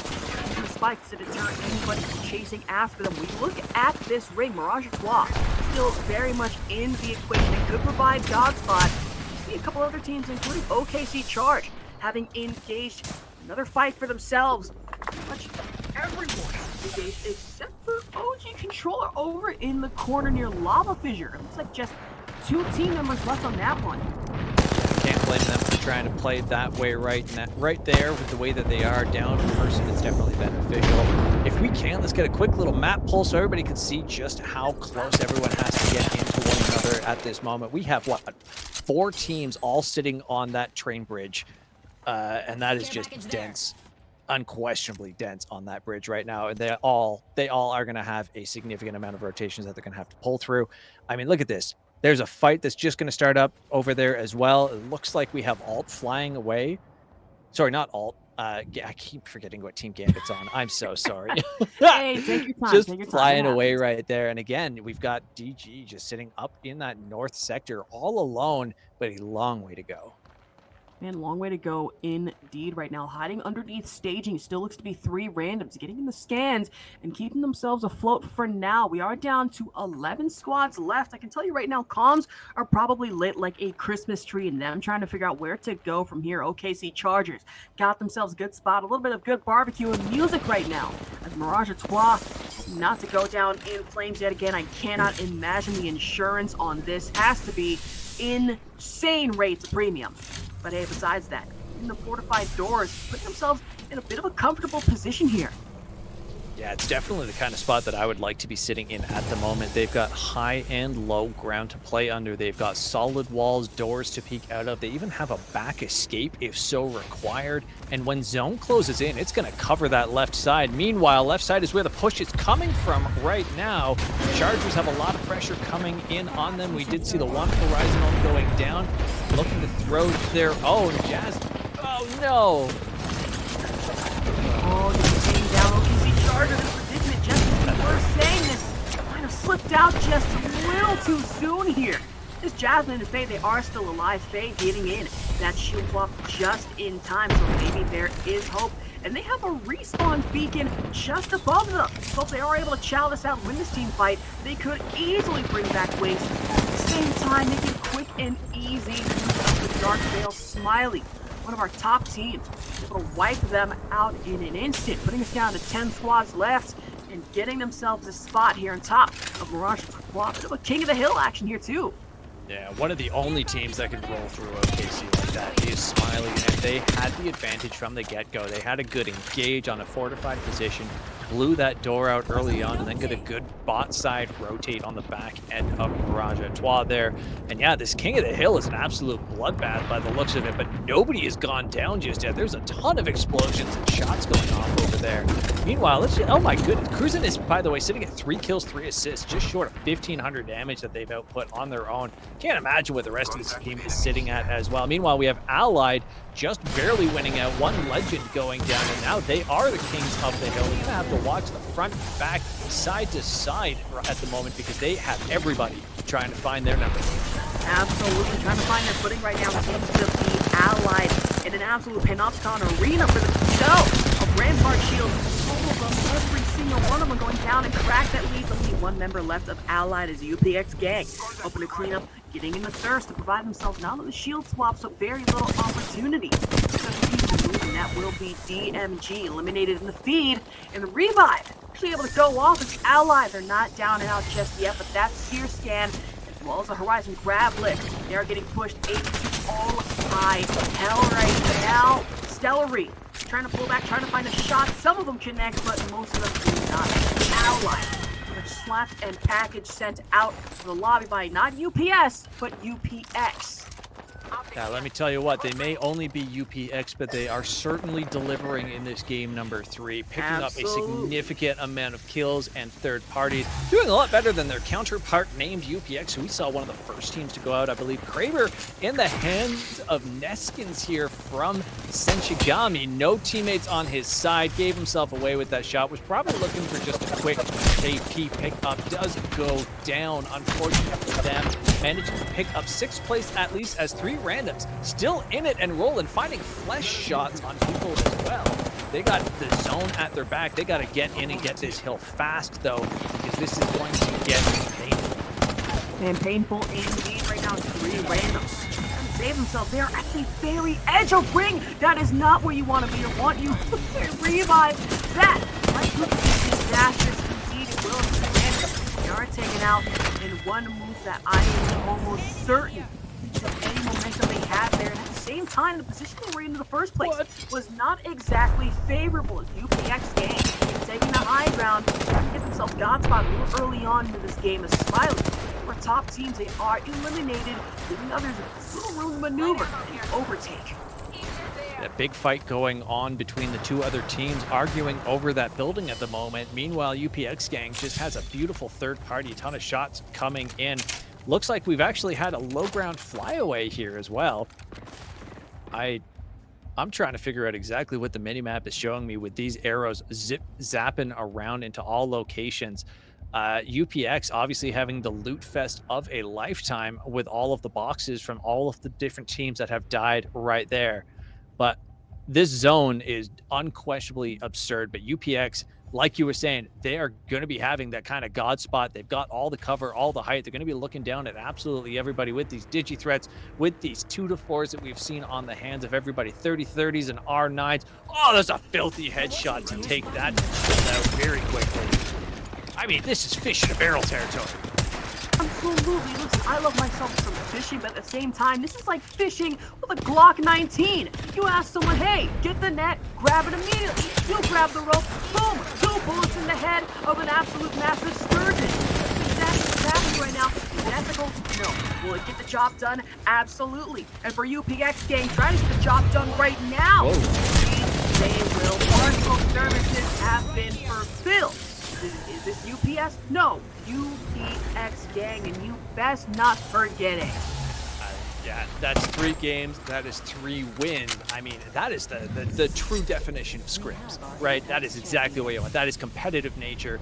That is absolutely amazing rotations through all of the different players. I mean, we've had incredibly different zone pulls, right? We've had north, we've had south, we've had west at this point. So, I mean, it's exactly what you want to see. It's exactly what you want to have in all of those situations. And I mean, we couldn't be happier from the absolute insanity that we've seen. Aside from, I do not think that we have at least caught on camera a single Kraber headshot, despite at least 3 having been in play. True, we've caught neck shots. We haven't exactly caught headshots, like you said. That's the one thing I want to see. So neck shots, remember, that's what, 140 damage. Headshots is at least 220, 240. Those are that massive. plus 80. Give me that plus 80. That is true. Of course, we are getting things in our way to start. Actually, we are moving over to Storm Point, aren't we? Just making sure. We are. Okay. Gotcha. We're just talking to the ghost in our ears right now. That is our producer, Wink. And overall, so summary the last couple of games. Actually, I should say the last 3 games here on World's Edge. As we are going to be transitioning to Storm Point just momentarily here. Honestly, fire, heat, volcanic. Even, I mean, let's be honest, World's Edge is it's close to crumbling. I'm gonna just keep it real with you right now.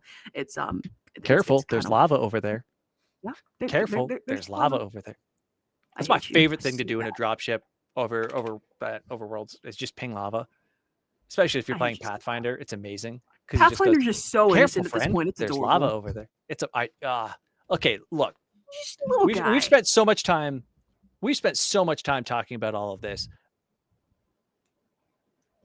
Do you want to talk about just how incredible the voice actors are? Listen.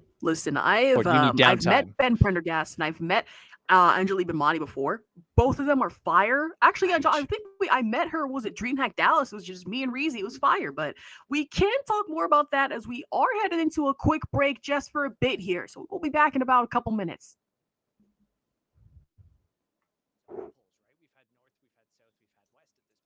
Give them the Benihana. I'm gonna unmute. Indeed, I'm gonna go to the bathroom real quick. I've been having to go, bruh.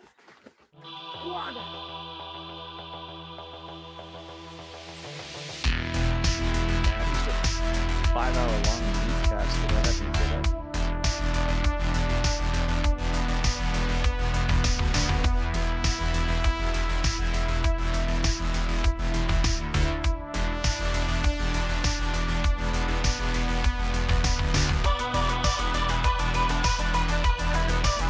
Sorry for the mad calls, guys. I've unmuted everybody so I can do the shows and stuff.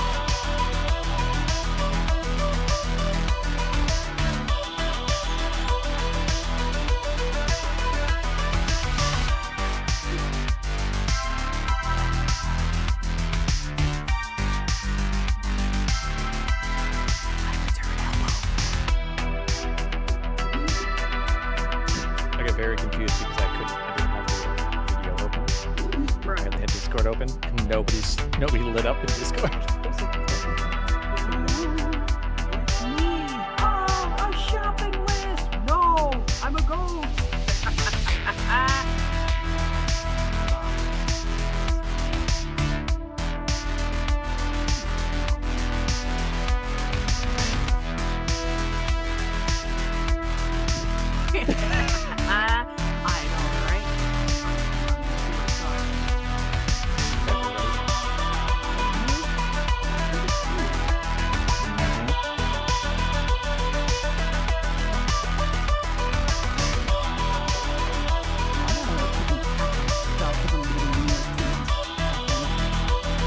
months this time to have it back. I told 2 months actually. It's like, oh shit, I got that.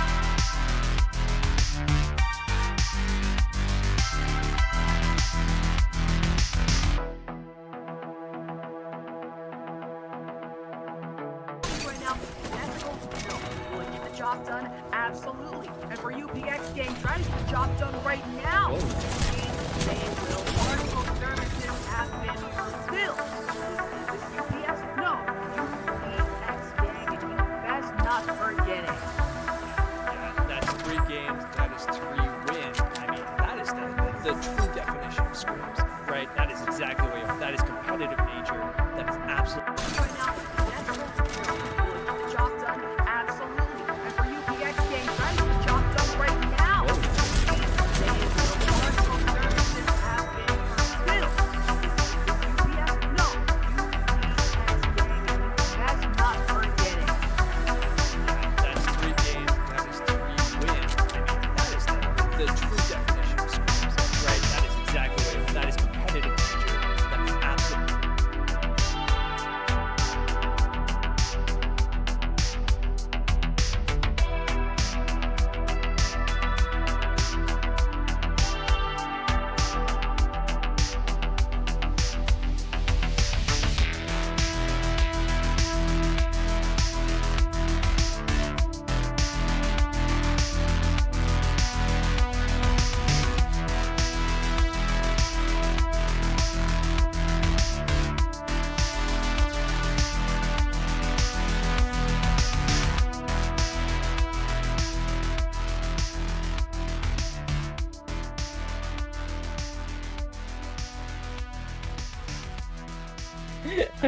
Alright, so no spoilers. Wait, what's up, Breezy? Oh, we're back. Shocked face. Right. We got a 3-2-1. We're live. We got Wow. We got momentarily distracted for a second, uh, and now Reezy's yelling at us in our ears. We're kind of scared. She man, keeps I feel like I bullying just got us. waterboarded. Now she's yelling at us. Bro, this Now is she's OKC yelling at Charger on us. Charger crime right now that's OKC. happening. This sucks. I'm gonna OKC lace some charges on her for abuse after this. Yo, Oh, it's yeah. like, nah, that is actually insane. But besides that, welcome back. My name is Ashivak, and this is my I'm the other way, Oshi. co-caster Oshi here, and welcome to the OKC Chargers Apex Legends Scrims. Now, if you're just joining us, you're kind of a little late for that. We're just in like what? We're just casually in a game 4 right now, and You we just did missed the play first our, map. Yeah, just our first map. You missed the first 3 maps of World's Edge, and not gonna lie, perfect time to tune in. Let's be honest here, a lot of good action. I mean, you know, seer stuff and the usual, but other than that, it's been so far so good. Yeah, I mean it's been pretty exciting to say the least, right? We've seen some crazy rats. We've seen full team revives. We have not seen Kraber headshots that we were talking about before the break. We want to see a couple of those roll out. Come on, guys. Come on. Line them up. Just a take that time. smidge. Just no? take the time. Either okay, Just get look, it's better one of aim. 2 things. Either take that extra time or stop taking that extra time, because it's always one of the 2 things. So figure it out. You can do it. We believe in you. All of you. All 20 teams, all 60 of you, Some we of you. believe that all of you can hit a Kraber headshot. Probably not simultaneously, but at least one. I'm gonna be honest with you. I just want to see someone rock Mirage. Like I'm actually not even joking. I'm unironically saying this. I want someone to pull out with the Mirage support. I'm No, just saying. I want to see the full camp. I want to see the full camp. I want to see Caustic, Watson, Rampart. Oh, that's messed up. That's foul. Give me a building in the middle of zone. Big old flip off. Give him the bird. No, could you imagine like playing with your team, right? Comms all of a sudden, you just hear somebody scream in your ear, you hear coughing. It's like, oh, what happened? Caustic, huh? Huh? Who? Who? In my lobby? Yes. Like, Unfortunately so. literally the Snoop Dogg gift. Who? Who? Hold on, cuz. Hold on. It just gets so bad. No, Like, honestly. that's straight up. It's like, huh, there's a broke Caustic. You broke who? I'm sorry, you broke who? Even What? worse, imagine playing like in a lobby and you get told, "Oh no, I accidentally broke Vantage." That's nobody plays Vantage, but it's It's a like, lie. okay. It's a lie. No, even worse Hmm. to be, oh, I'm getting shot by a Vantage. It's like, so shoot back. You're getting shot by who? Just shoot back. Yeah, Just like that. it's easy. Shoot back. She's out in the open, isn't she? Oh. She has what? Oh, Hold what can she do? on. So We got scary. character select on screen right now. That tells me that there is a Pathfinder locked back in for Bad Girls Club. They're still running that down. Ooh. We got Horizons almost across the board. Not only that, people are switching from Seer into Bloodhound. So this is the big change between the two maps, right? Seer is great and super useful when you're real close to them and you know what building they're in. This setting is When you have no idea if somebody's sitting behind one of the 19,000 trees that are in front of you and the only other place of actual real rooftop cover, you want the biggest, widest, where are they that you can get. That is true. We are headed into our next map. Welcome to Storm Point. Now, for those of you who have a keen eye, or actually are just interested in lore, yes, interestingly enough, there is a storm building at the edge of the map. And if you actually go, if I remember correctly, over either into the wall or command center, you can actually see a little bit of an Easter egg saying, yeah, weapon patterns are getting a little tricky here. But if you do land down, these is going to be our hot zone on this game. And as teams settle into POIs, especially with Lightning Rod and even Barometer, can be some hot spots right now. What has me worried is that Cenote Cave as well. This is a POI here that DMG is set to take. Might get themselves pinched depending on how they are to run it. Yeah, it looks like we don't have any absolute 100% immediate contests. Nobody's landing on the same buildings as everybody else, but there is definitely some grouping going on. You did mention that hotspot drop. I mean, they are completely alone up in that corner, which is going to be beautiful for them because you already have a very high chance of gold tier loot in the middle of the underground or under the beast section over there. So it's just kind of increased as well. They're going to have a whole lot going in their favor. Cenote Cave way down to the south. It's going to be not too, honestly, this is a really nice map pull. You guys can kind of see it on your map as well, or in the top left-hand corner on the mini map there. This is a big central pull, so we don't have too much to be super concerned about in terms of everybody's rotations, but it does mean that it is just going to get bloodier and bloodier as we do have a near first crack. Vergnave going out. DMG under a whole lot of pressure very early on. One down already. RE45 doesn't have hammers. Oh, no. It's not a good day when you have to pull up 30. Man, absolutely not. That 30-30 hipfire can go either way. It can be, okay, we've got one kill now. We just need to get the other two. Or it can go just like that. A hit, a whiff, and a miss into a full-on squad wipe and stick drift. Will be one of the first ones to take themselves and net themselves some KP in this lobby. We are already down to 18 squads left. Yeah, now keep in mind, this was only a 19 squad lobby. We did not load in with a full 1-1 team was missing. So that was WD40 did not join in. So we are going in as we are. Hopping over to the caves, we're going to take a quick little look at our girls, OKC Chargers. As you know, all too well, safe and sound. They are enjoying their best life at the moment, looting everything up. Sitting on blues, purples, unfortunate whites on the side of Phae right there, but I expect that to change pretty shortly, if not because of loot. Oh, look at that. Like I called it, Nostradamus moment. Ooh, magical indeed. But knowing how OKC Chargers run, I have been watching them, especially in the past couple of scrims and even the past 100K tournament they played in with her Galaxy, right? They like to keep things resourceful and kind of keep early aggression to a minimum unless they absolutely have to. So when it comes to engagements, I mean, sure, they'll take them and they know when to fold and they'll know when to check. It's like the rules of poker, and they absolutely apply this in their gameplay style. Yeah, nice clean little rotation here as well. Not just getting into the first circle, but getting themselves into the second one as well.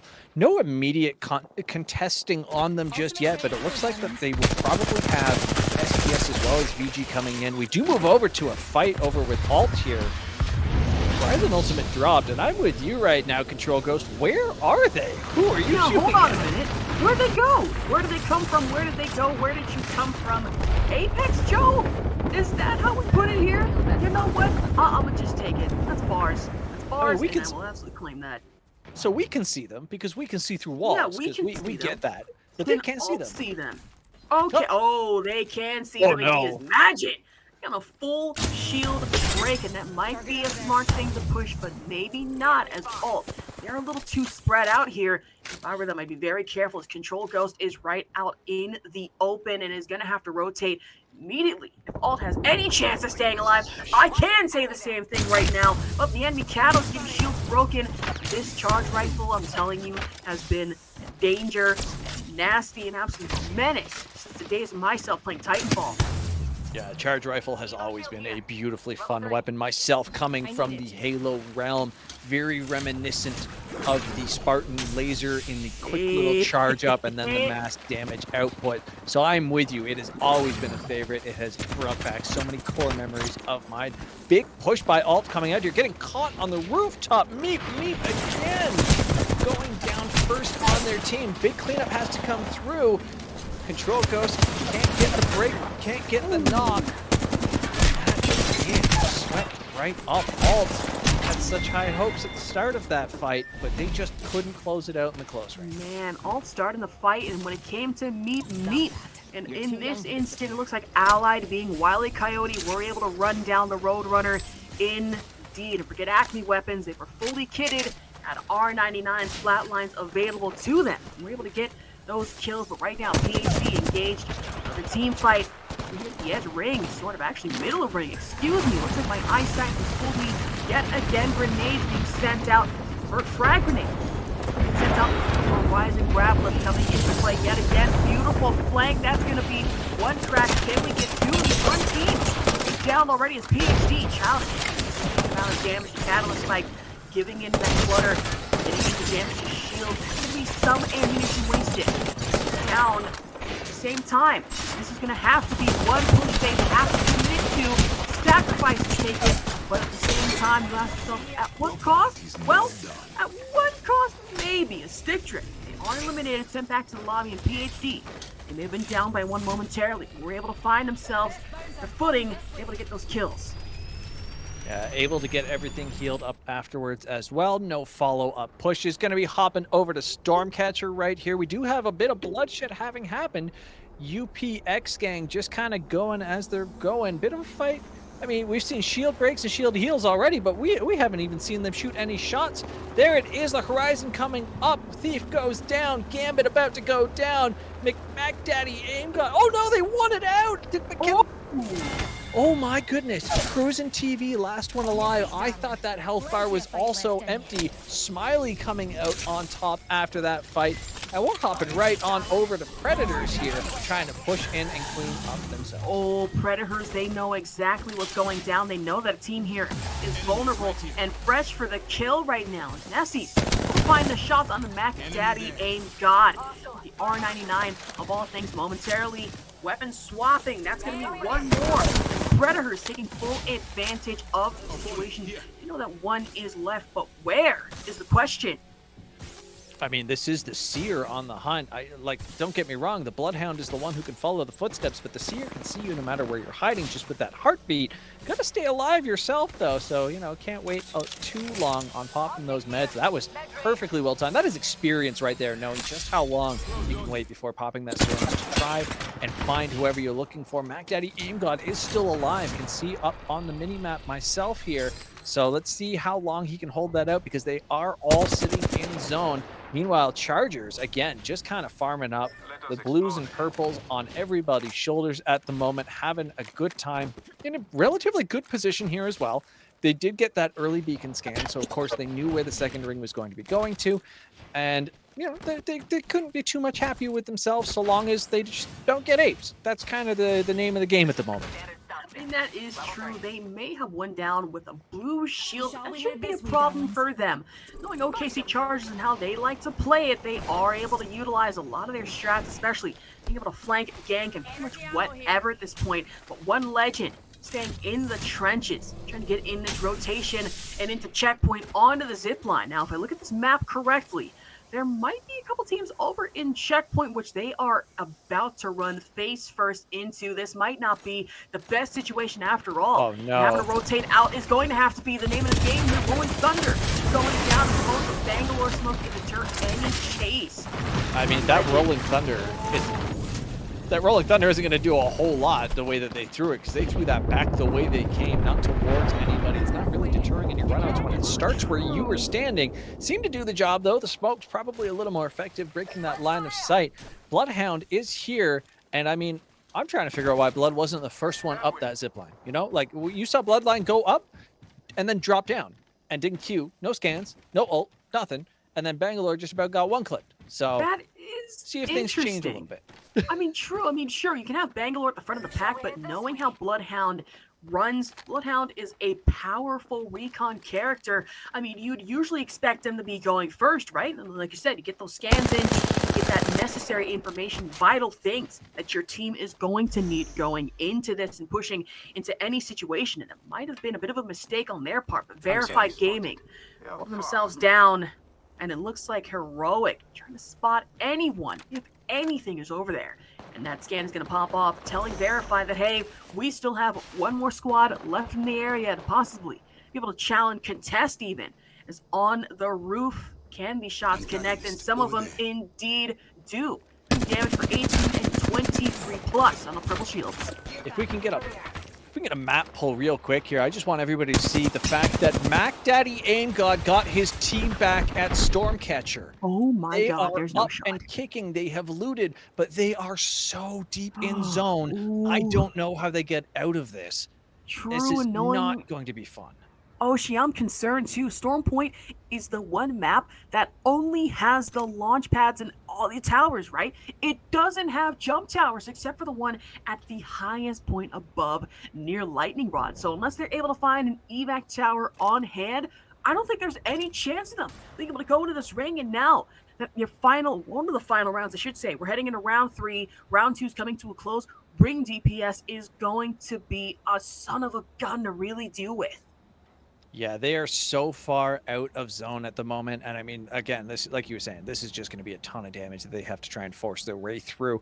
Luckily, if they can make it in towards zone, they don't have a whole lot of contest on the west side of that map. But Verify sitting pretty in these buildings right now, more than happy. They seem to have seen somebody, but there's no immediate threat on their behalf. I mean, right now with Verified Gaming sitting pretty and sitting comfortable right now, I cannot say the same for Allies. Going to get these shots in and maybe finding themselves surrounded. If I take a look at the map yet again, this final ring is actually pulling towards the middle of nowhere. Just wedged in between not only mountains, but so far away from other POIs such as Checkpoint and the Mill. And with everyone converging and with top teams such as Allied and OKC Charge, they are going to have an absolute mess to deal with. Not third, fourth, but fifth, sixth, seventh, even 8th party scenarios with Darkveil coming in from 3 randoms rather than take the evac tower. It looks like they're actually deciding to push this instead. Yeah, it's quite the fight to try and take all the way across open land, or open water, literally. Just absolutely cleaned up. They put themselves in a terrible situation. I wonder if they weren't even sure if Chargers were there, but I mean, we made a comment earlier about fish in a barrel kind of situation, right? I mean, this is like, that was like hanging fish on a clothesline and standing at one end with a bow and putting an arrow through all of them, right? That was just easy. Pretty much 3 randoms. I was almost certain they were going to take that evac tower, but instead using the Darkveil to try and get an aggressive push. I think that might have been a mistake on their part. Getting out of there really should have been the #1 priority, knowing how crowded this ring is about to get. I mean, really, we only have, 29 seconds left on the clock before it closes even further. Gameetics, they are taken out, sent back to the lobby. We are down to only 13 squads left and heading in to our top 10. As Senshi, he'll lose D-Wiz as well as Nova, Nat leaving Messykins trying to clean this up. The Archstar goes out, micro drones, they do hit, and from the other side running into Predators. Taken out. You're down to 12 now. Predators rolling in and taking that very, very cleanly. And there's Chargers putting some shots down as well, trying to get involved in everything at this point. You said, sure, maybe they don't necessarily go looking for all of that aggression. They're showing otherwise at the moment. They want all of the involvement. They want to get these shields up to the reds. They've actually had to swap them out quite a few times, looking at the damage until Evos at this point. Unfortunate for them that they haven't been able to get the reds. They do ping that bow check, knowing that that's coming right down on top of them as well. which is always beneficial. I don't know about you, but I absolutely love it. Smiley cleaning up SPS Shade right there as well. So good for them, able to not only come back with the res, but also continue to pick up damage and pick up kills. They have fought themselves all the way back in. That is Toe Slappers gone now as well. We just had an absolute reset of the lobby. People have figured out their positions, figured out where they want to be. The team I'm the most concerned about at this point is VG Heroic, because they're kind of going to get themselves stuck up north in this zone. They're going to have to cut into zone to actually continue rotating, because there's just no passage for them. Man, absolutely correct on that one. And when it comes to rotations, you either get them in early or you don't get them in at all. And now you're going to have to find yourself going through no man's land, or in this case, it's every man's land. It's every person, every squad, every team is just there. Try and snipe you out of the air, snipe you from the ground. Is Smiley.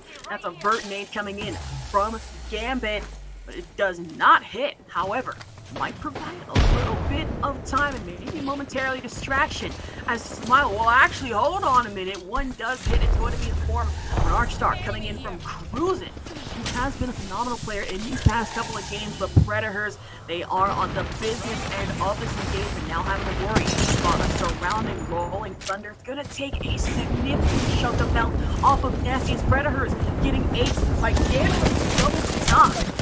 Nessie and kills the Bangalore smoke coming out.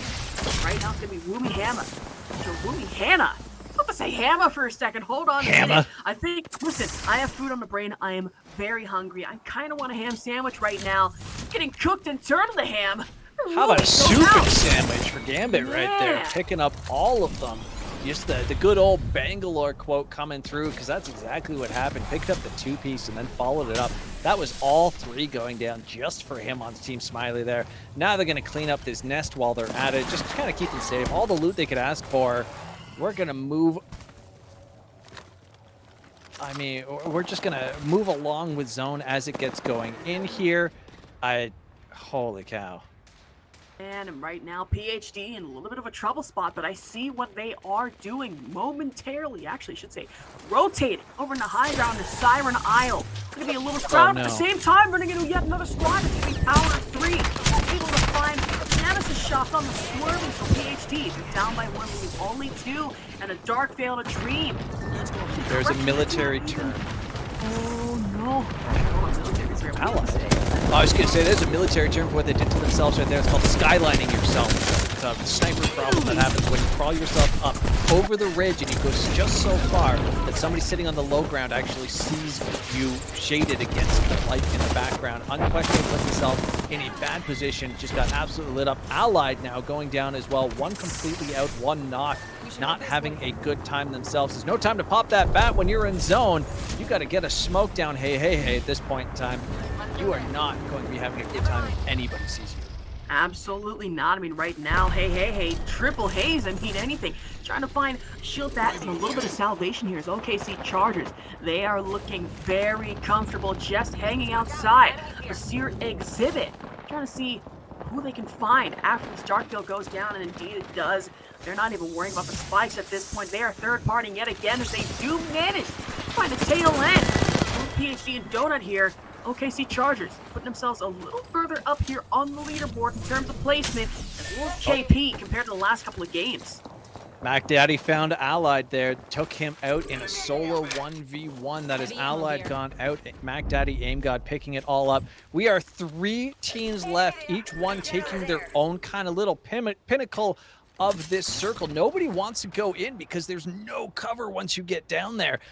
So that is a painful situation to be in. You can see Verify just kind of way down on those rocks. Not a whole lot to hide behind. You've got CRG sitting up in the building, and then you've got Smiley back from the dead and having cleaned their way all the way up to 3rd place at the minimum right now. Looking at a big rotate, it looks like they want to kind of force over on the Chargers here. They have said, we know who's left and we want this smoke. Moving up to that rock to really just make it a painful kind of situation for anybody to go around. There's no rooftop on the Chargers here. They're going to have a big fight on their hands. Man, really embodying the vision, the spirit of Montez Ford and Angelo Dawkins, 3 Prophets, saying we want the smoke and we want all of it right now. Smiley getting in this push. They want to ape, but at the same time, time. You need to be careful. That's a Horizon Black Hole and a litany of grenades headed towards the west. Making a smart decision to pull back.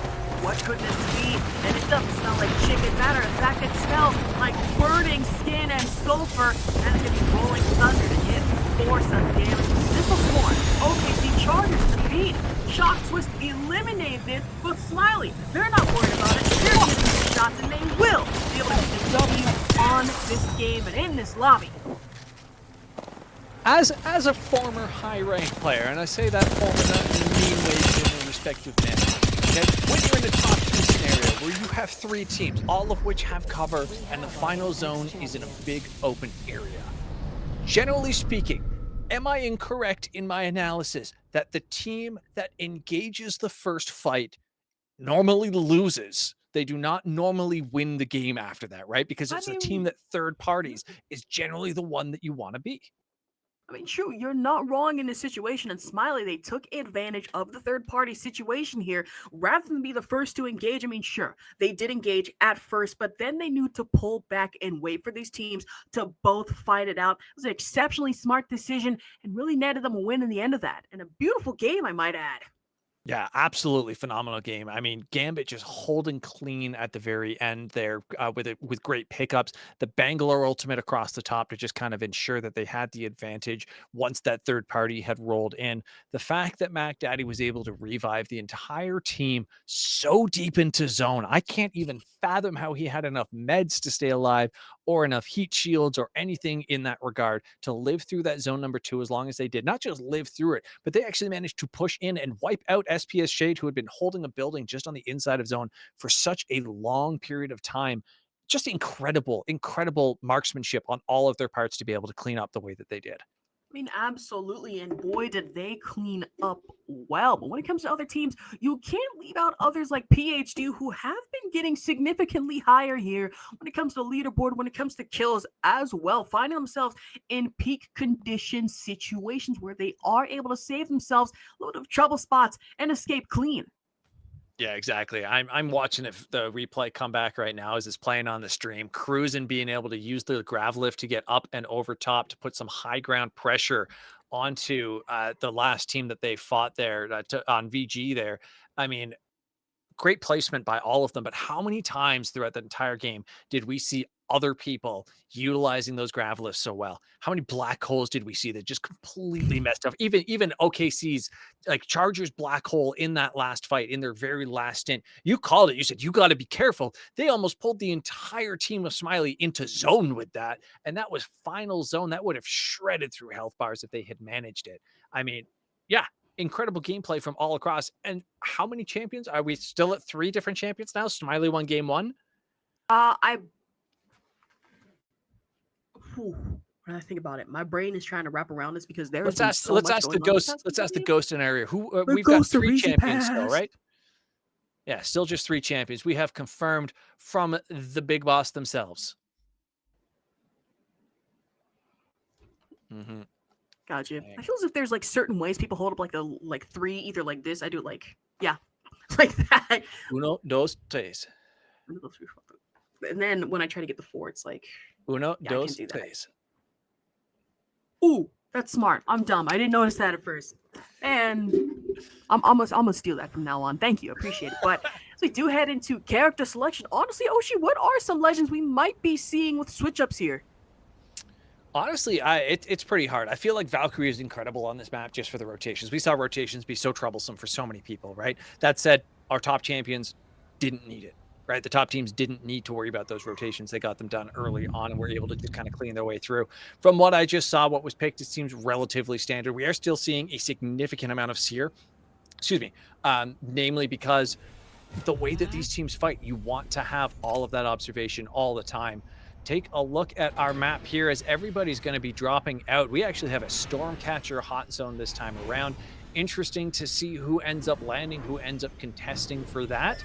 Meanwhile, we're going to have a large spread immediately out of the ship here as people landing at the barometer have a long way to fly. Yeah, absolutely. We look at this ring actually for getting it a little early before these teams land.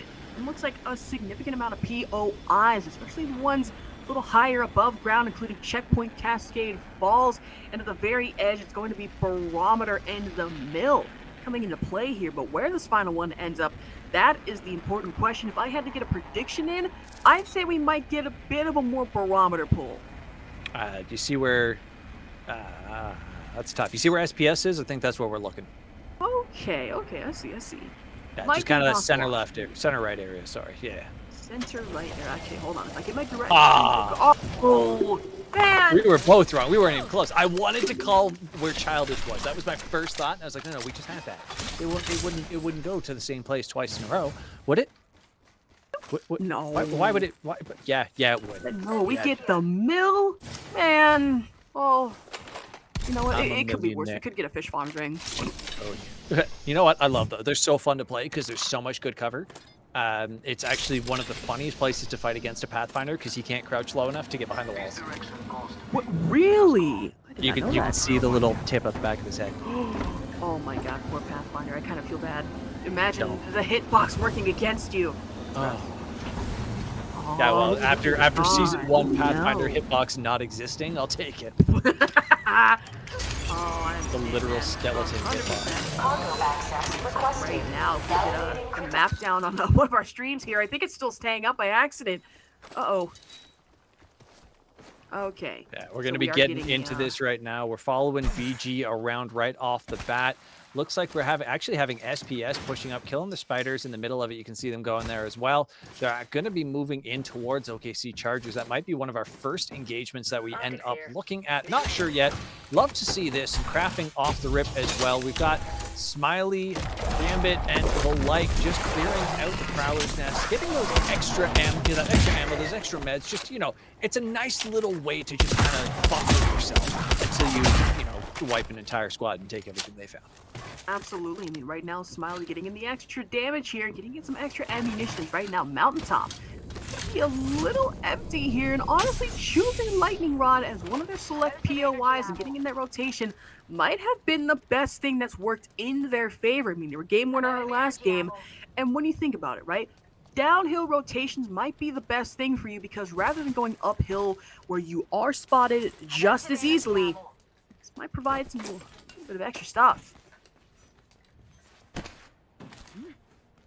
So we do have a bit of the droid combat going on here, but sitting right on top of the PA2 is an additional team.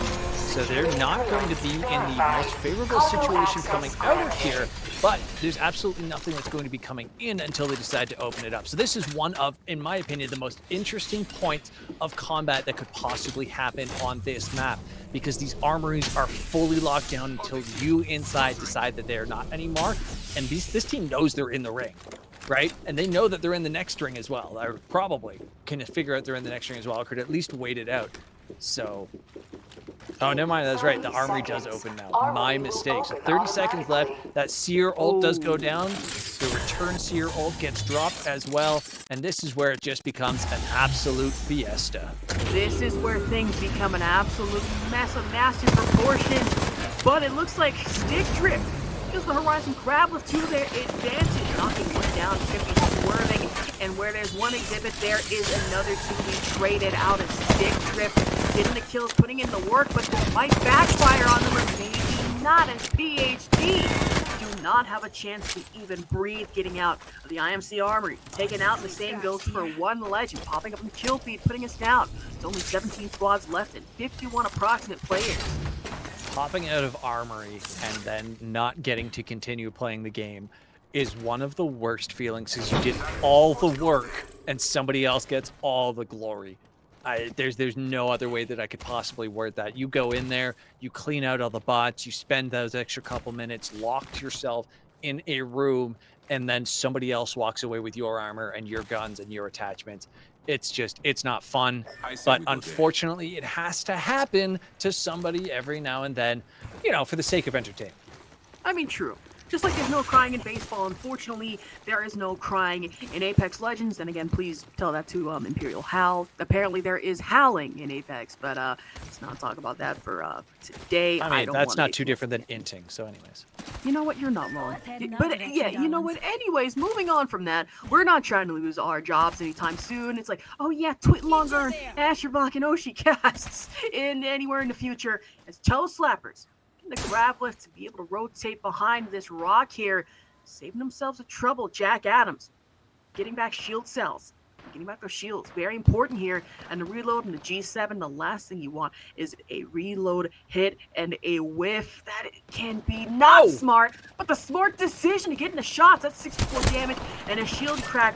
But Oak Dog does manage to take out Maverick in the first place. And so now Toe Slappers have opened themselves up to Game Netics getting in a push. Yeah, Game Netics with a big knock pickup on Toe Slappers in the initiation phase of this fight, but it's still a big rotation for them to try and get over to clean it up. And that is the layered up-seer ult. We're so used to this at this point in time. The grab does come down, tries an ult. Doesn't do a whole lot, but maybe does enough. No, it's not. Game Netics in a great position. I mean, Oak Dog, you're tanking all the damage, but your teammate has your back. That is a huge amount of output coming in from the other side. That is a nice little cleanup. Toe Slappers slapped around once more. We see them try every single game, and they do not have much luck. Here comes the third party, though. CV trying to get these shield drops out of boxes for his teammates. Unfortunately, just ends up leaving them behind. His teammates aren't able to pick them up. They are still alive, though, as we move over to Allied here, as they continue the fight over on... Where are we? Where did I... We just got thrown over to intent. Yeah, oh my god, okay, that is a very wide change and a difference in map right now. Getting in one, not two, but actually possibly two cracks here. Hold on a minute, I might have misspoke.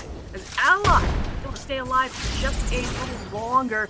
You have Rolling Thunder available to them for use, but I can tell you right now, based off of these movements, they are deciding on where to rotate to, and it looks like the middle of Antenna is going to be that place exactly as ult. They are on the other side of this, and if I were them, I would be very careful. They have no idea where they went. God. They're pushing in. Respect to Magin for trying to figure out where they went here, but Alt has no idea where they went. Here comes our overview of the map for everybody, and you can see the rotations as they come and go. Look at Allied way out there in zone with Alt in the bottom right-hand side of your map there. Meanwhile, take a look once again all the way out at Stormcatcher, and you will find the Smiley men themselves, Mac Daddy et al., having a good time in zone. This just seems to be, like I said earlier, just their method to the method to their madness at the moment. I would say the madness in their method, because I do not like standing in Storm for that long. Meanwhile, off screen, we do have Senchigami going out. OKC Chargers taking them in a nice, clean little fight right there. I mean, with this many teams left, with the zone getting this small, this is 15 squads. I'm concerned for people. Man, I am deeply concerned for anyone going against OKC Chargers. I mean, you saw how easily and efficiently they were able to clean up Senchigami in that situation, and now Recoup getting themselves that important loot to be able to get the reset and be able to go back out. But Bad Girls Club here at the top of Mill finding themselves in an interesting predicament. I mean, far off in the distance, and with a 30-30, I don't know if you can get that much of a ranged pick, but by God, Subi's trying, and Subi's actually hitting. Here's what blows my mind with that shot. All you can see is like the mohawk of someone's head, and it's not a headshot. Sure. Okay, Respawn, you can have that one, I guess. Blows my mind when I see stuff like that, but you know what? Instead, we have UPX both rolling and getting rolled at the same time. This is a multi-team fight, managing to get in the back and clean one person up, but then out you go. UPX wiped by Stick Drift as they move their way in. I mean, how many fights have we seen Stick Drift just beating majors on? These guys Too are out many for fights at this point. I mean, my God, Stick Drift. I mean, I'm gonna be honest with you. If they're on M&K, would be the funniest joke possible right now. Like, wait, what do you mean they're not on control? They're on mouse and keyboard? No, they're playing my on steering God. wheels. Oh no, even, you know the, back, what was it, from the 2000, the Steel Battalion controller where you can, like, control a giant mech that would cost you $300? I do. That would be I raise you that with the Donkey Kong Country bongos. No, I raise you that with the Leapfrog controller. I mean, have you ever played Pong? Oh my god. Like with the original Atari, you can I only did go it left, once right? at a vintage penny arcade. If somebody manages to play Apex with that, Well, you literally yes. you'd have to have a bunch of them, and you'd look like a DJ. Oh yeah. Could you imagine hooking up like what, 5 or 6, and you got a whole army of them? Speaking of whole armies, Smiley just rolling and picking up all the fights once again. They just come out of nowhere. We saw them in the middle of zone less than 30 seconds ago, and they are about to clean sweep this team. Cruising, knocking one, getting in. That's a wingman warrior. Predator just swept the floor right there. I mean, absolutely, but at the same time, Smiley still staying alive. Predators, they are down and out, so again, one of our top teams. I mean, really everything shaking, changing up as we do head to our, last game after this one, if I remember correctly. I mean, 13 squads left. There is always the potential for an out-of-nowhere team able to come out on top, depending on how they are running it. But DMG at the edge of ring, the same right now is Reject, staying on top of here, trying to get a better vantage point. And it doesn't exactly look like anyone's there, but look onto our map. Okay, this is a rare one. I don't think I've ever seen a ring pulled directly onto Mill. This is going to be an interesting predicament for anybody holding inside of the building.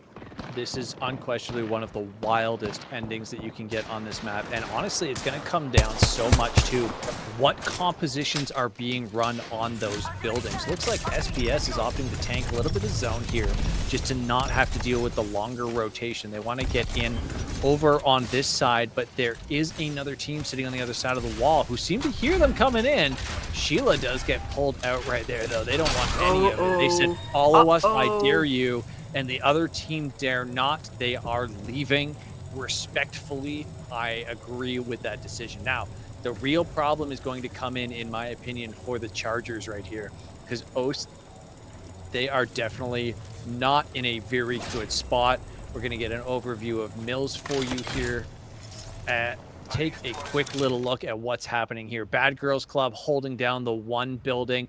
You've got CRG sitting just kind of down there by the boxes. Not the best spot, because not only can the people from the buildings get you, but everybody who's about to try and rotate in is going to be on top of you as well. I mean, right now, all it looks like that's going to be the Horizon Black Gold utilize smart to not only be able to get those doors down, but maybe, just maybe, try to push his team downwards. And it looks like the plan is working just like that for both, but at the same time, it's going to have to work immediately. And Control Ghost not able to hold their own. And that will be a quick elimination coming in. Smiley themselves got pushed, were able to take the situation for themselves and flip it onto its head.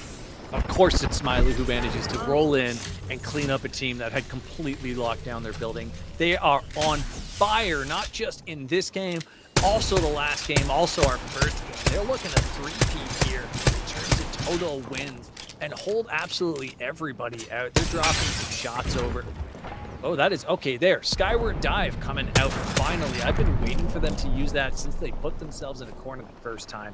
That's a nice little rotation. I believe that's SBS using that, if I remember correctly. Meanwhile, we hop over to Verify Gaming. Oh boy, they're just in time to watch Tank absolutely through it.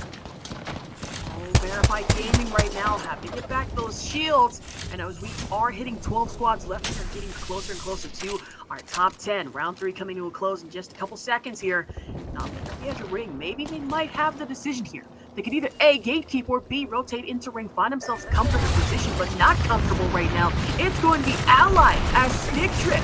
They're on the other end of this engagement, trying to find themselves, net themselves some more kills. Payne did manage to take down Hey, but where there's a third party, there's always a fourth party, and it looks like they're running headfirst into Z-Tormentor. We'll find out not only Bunty, but Cruz. He's taken down. Smiley. Very dangerous. Smiley is here. Smiley yet again. They're here, and that smile is downright horrifying. I can tell you right now. If anything, it's like a rabbit baboon smiling in your face, knowing you're about to be striking. They get everything Red stick drift. It's down to only 2 right now. Phae gets knocked out, and that would be the end of that. And it looks like it was 1 millisecond away from getting in a shield battery, and now you have a revive to worry about. And stick drift, that was the end of that. As Smiley avoiding yet another situation. It would have been sent back to the lobby, able to clutch it up. On your feet, darling. Plenty of fight. And now they're actually taking shots all the way over at Mill. They're going to try it there. The smokes do come down. It had been long enough. Bangalore able to get those off. The reses come out.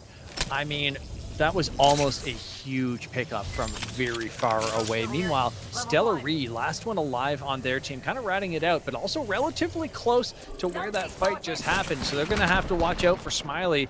Almost looks like they might be trying to find some kills themselves. Meanwhile, we've got DMG with a big push in here, taking one out, taking all of UPX out, actually, with the creeping garage. Go with the Bangalore smokes. They don't want to take this. Forget the in-game. It looks like they're gonna stock up on supplies, but at their backs, having a charge rifle to worry about. Ally eliminated. He's down to 7 squads left, and Smiley, they are fully stocked, not only ammunition but fully kitted when it comes to red Eagle shields. So going against this team is going to be a nightmare, but I am excited to see it anyways, as they are making the executive decision. Rotate into Mill before this next ring comes to a close. Yeah, only 7 teams left in this, but also, I mean, that's a lot of teams left when you take a look at the size of the ring that is going to be here. There's going to be a lot of engages coming in. You can see Smiley pushing into the south side of Mills there. Chargers are in a good position by this building. They have 1 team coming up behind. They're going to have to push up that hill just a little bit to get into zone and trying to hold on to what they can. They do have the rocks to play around here. DG flying over the top as well, getting onto the roof. They're going to be challenging. Smiley has taken over one of the other roofs as well. I mean, this is where chaos begins to ensue, because you are up, you are down, and absolutely nobody is going to be your friend. Absolutely not. And Smiley, I mean, cruising, able to find on average butter with just a second split bullet coming in from the R99. It was absolutely nasty, able to capitalize. And Smiley, a little worried, they are getting somewhat separated here. This could go in their favor. The Archstar getting flung out. The Seer scan giving them that necessary final information. That's going to get stick on the Archstar. Doing plenty of damage. Bad Girls Club eliminated, as we're down to our 6 squads left. Yeah, I mean, Smiley is just absolutely all over. They have feasted on this entire lobby. Not just this game in the lobby, but every game so far. They have picked up at least multiple KP in every game that they've played thus far. They have the highest of the high grounds at the moment. Sitting underneath them, 2 other teams, and all the way over on the other building is that last squad. They're just going to roll in and pick up all the damage and all the kills and clean everything up here. Once again, an unfortunate situation on all fronts. Kicking their way through that reinforced door to just, again, clean up more kills that is Charger gone. We have a 3v3v1 situation with Bloom Dion crouching and crawling on the sides of 3 randoms. I'm going to call that Canadian representation. Hey, let's go! But then again, as an American, I just like to say, oil, freedom, hell yeah. Eagle Screech insert here. In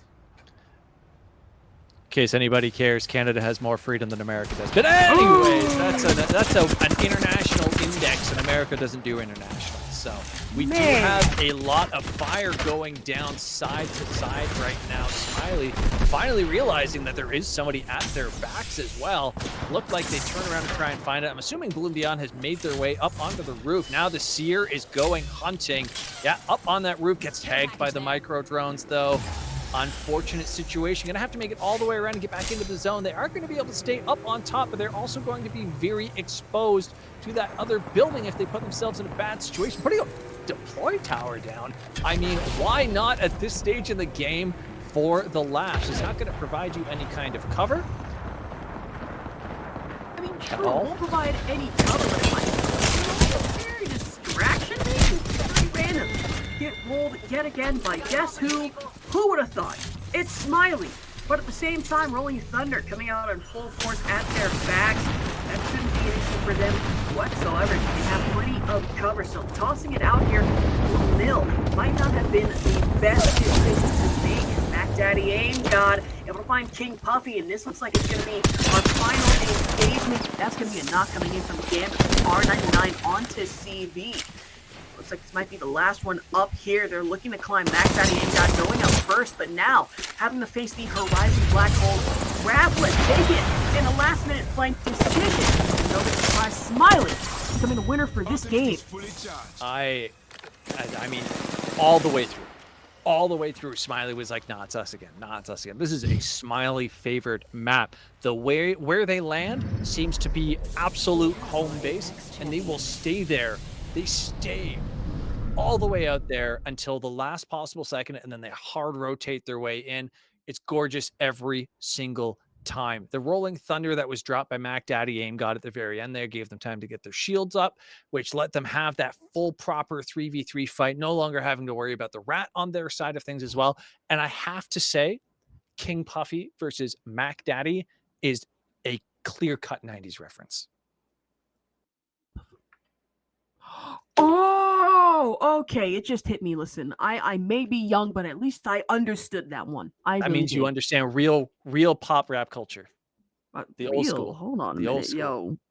Okay, I see. Oh, come on, Puff Daddy, are you kidding me? That's old.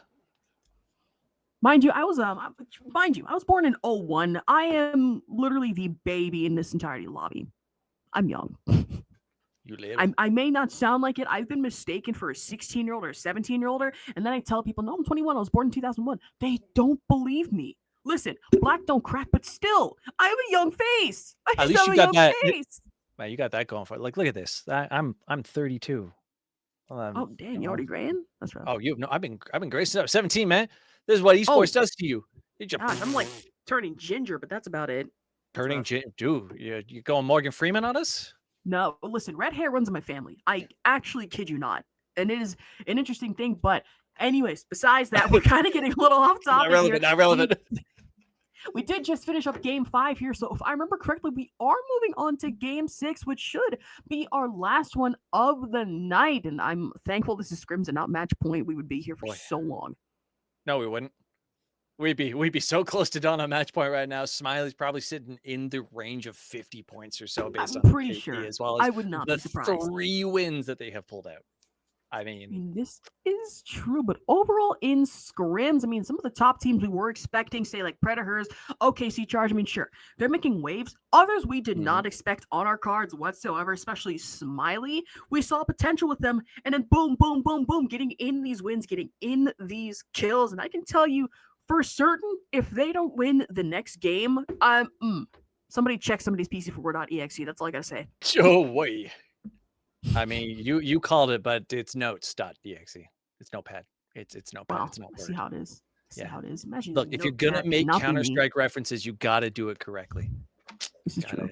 Gotta say. It's true. Not gonna lie, I cannot believe I'm saying this, but wildly enough, it was the Optic India incident that got me into playing or getting into esports in the first place.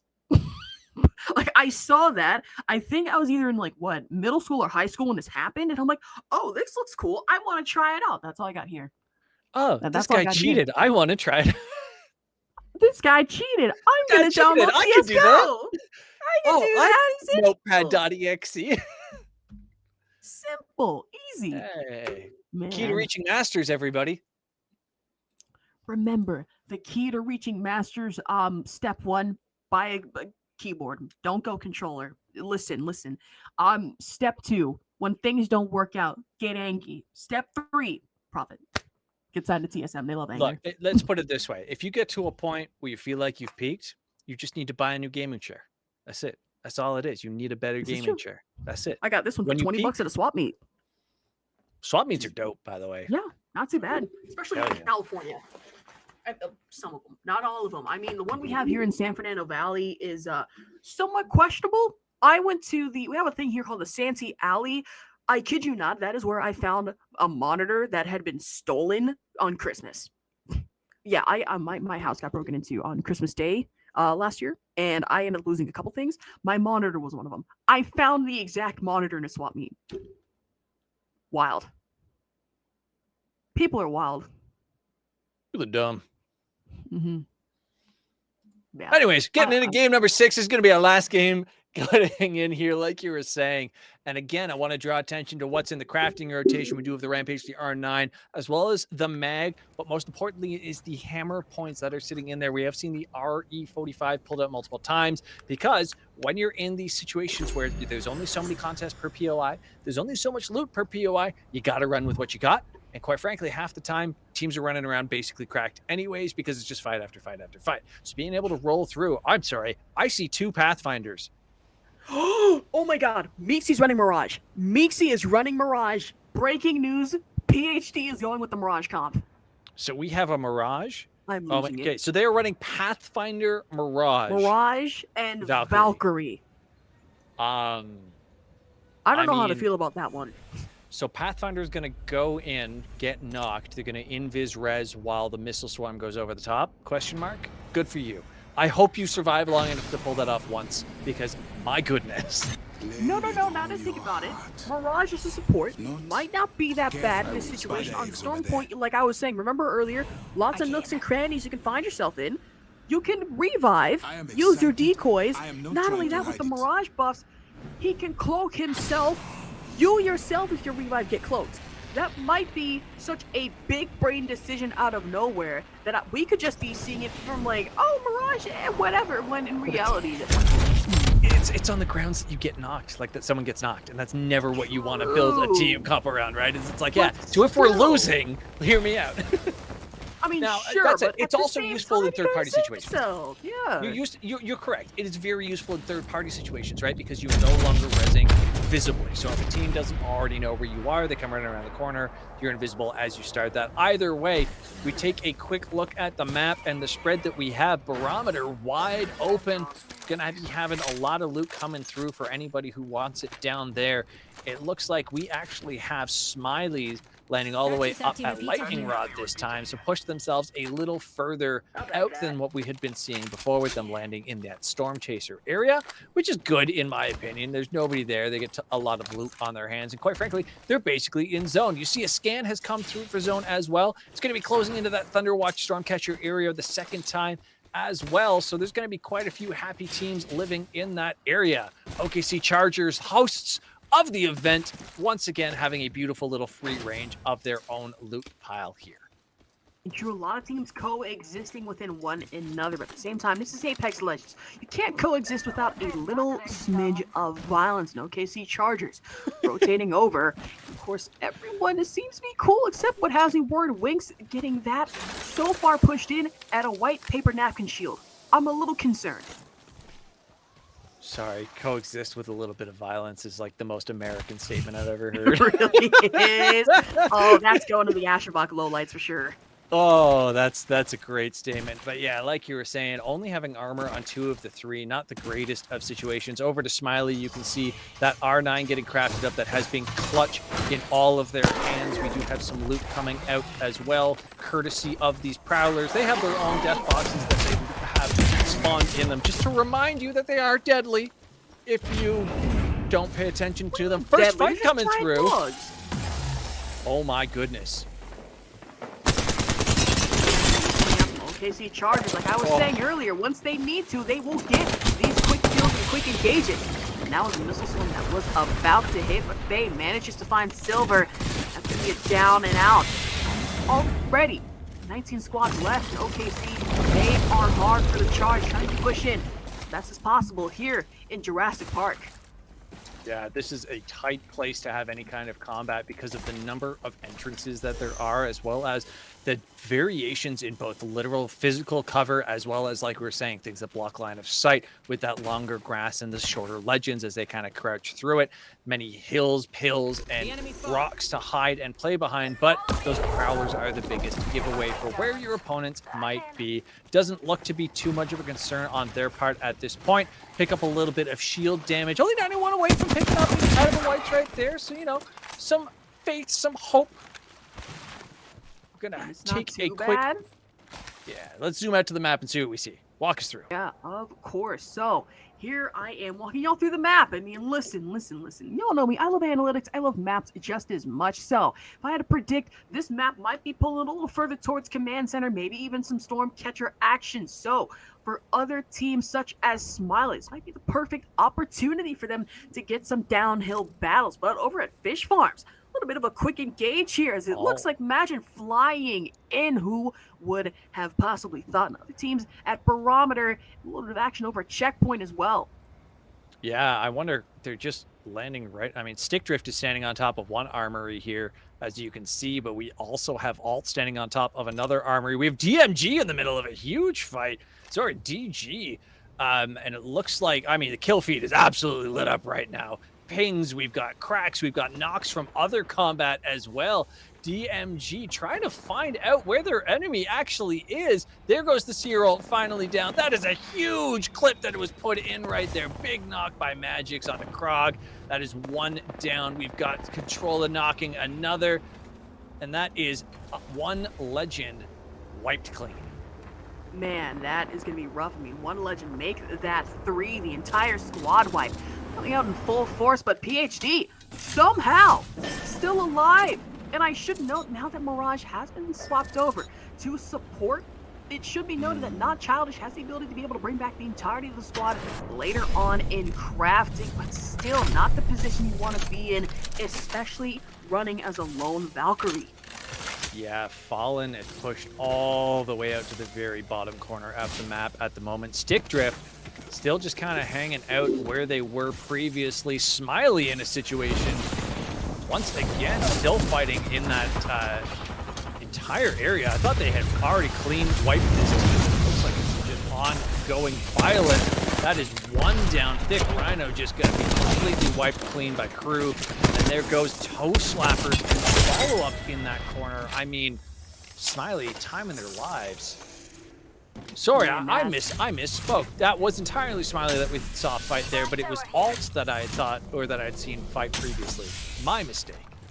Man, and this is a really familiar situation. If I remember correctly, Smiley did end up challenging another squad that was holed up in an IMC armory not too long ago in a past game.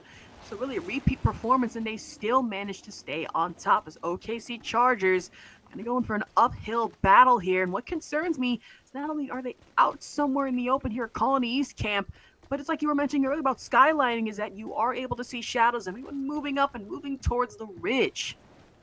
Yeah, it's always a dangerous situation running up a hill, but you have to be careful cresting it because sure, you have the high ground, but if there's somebody sitting there waiting for you, you're going to be in a bad position because all they can shoot is your face, and that is not a good situation to be in.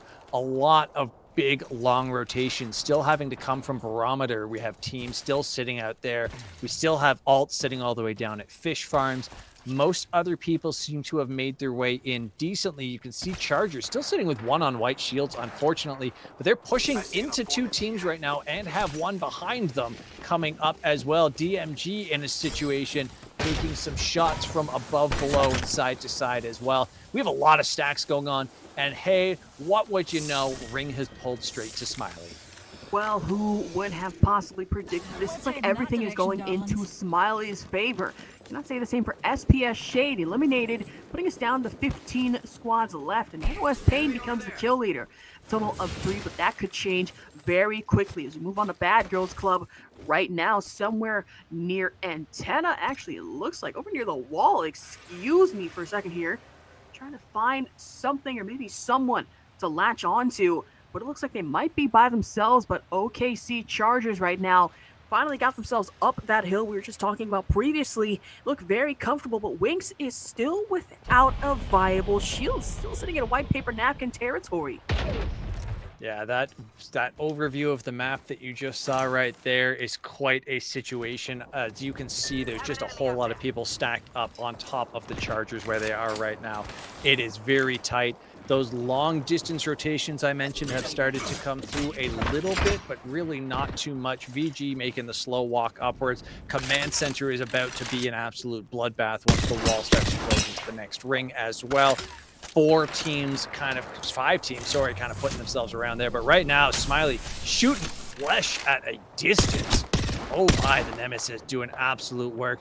And Mac Daddy Aim God just teabagging in the corner. Man, I can tell you right now. That's great. That's Oh okay. man, I hate it here. But the Nemesis, it's not looking for stars. It's looking for legends in this case. I can tell you right now, it's able to find peak, but shoot whoever, especially in this lobby in the hands. Smiley right now could get dangerous, and especially again, the hands of Verify Heroic going with the Prowler Nemesis combo. Can plenty of speed, and that TTK can be dangerous for anyone headed against it. But headed further into enemy territory, Verify looking to get another engage, and that's exactly the kind of thing they will find for themselves. This could get very dangerous. Horizon Black Hole going out in full force. Able to shoot it down, or actually shoot around it. Able to find it. 23 damage to boot.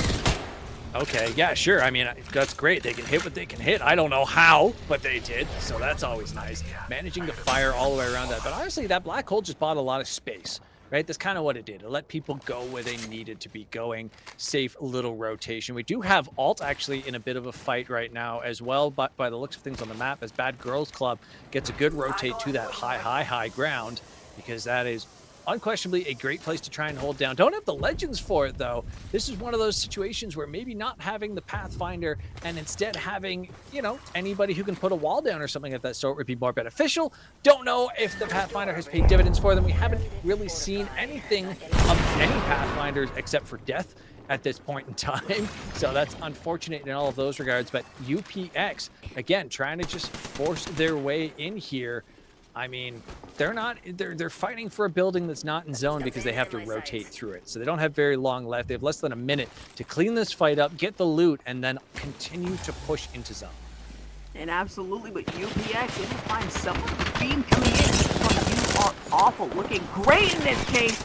12 damage to put the shield back on a Horizon, as well as a Seer, narrowly avoiding Narc Star, but who could it be? Oshi is our old friend, the charge rifle, and a third party. Yeah, CRG sitting in the bottom of this building saying, yeah, we know there's a sniper out there. That's why we're down here.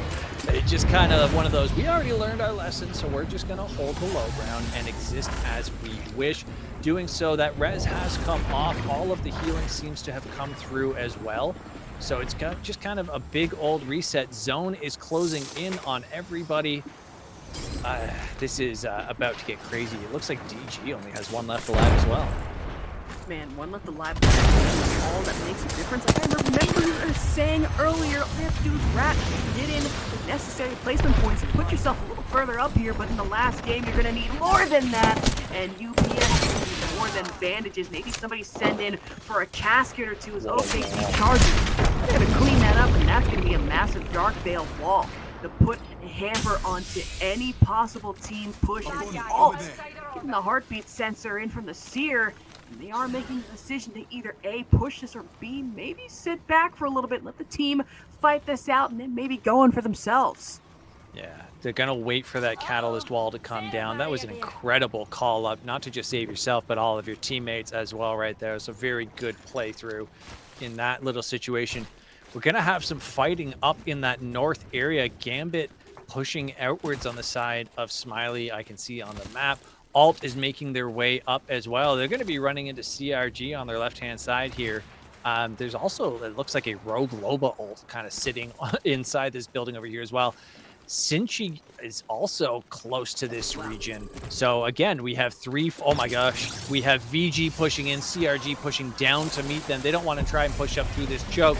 We have multiple fights all starting at the same time. Man, all at the same time, and that's going to be an evac tower. And the smart play here, don't shoot out the people on this guy. Shoot out the evac tower. That's going to be the number one thing you need to do in that case to deter anybody from trying to fly up and out of there. And you get rid of it a hell of a lot earlier than you should, right? But Verify Gaming, trying to stay alive. They are down by one. It's going to be Cash, who's going to need a quick revive and the punch into cover. You absolutely love to see it, and thank God there is no revive cancel anymore on the Seer Tactical, but 3 randoms. They want this kill, and they want the thirst, they want the smoke as they do push in here.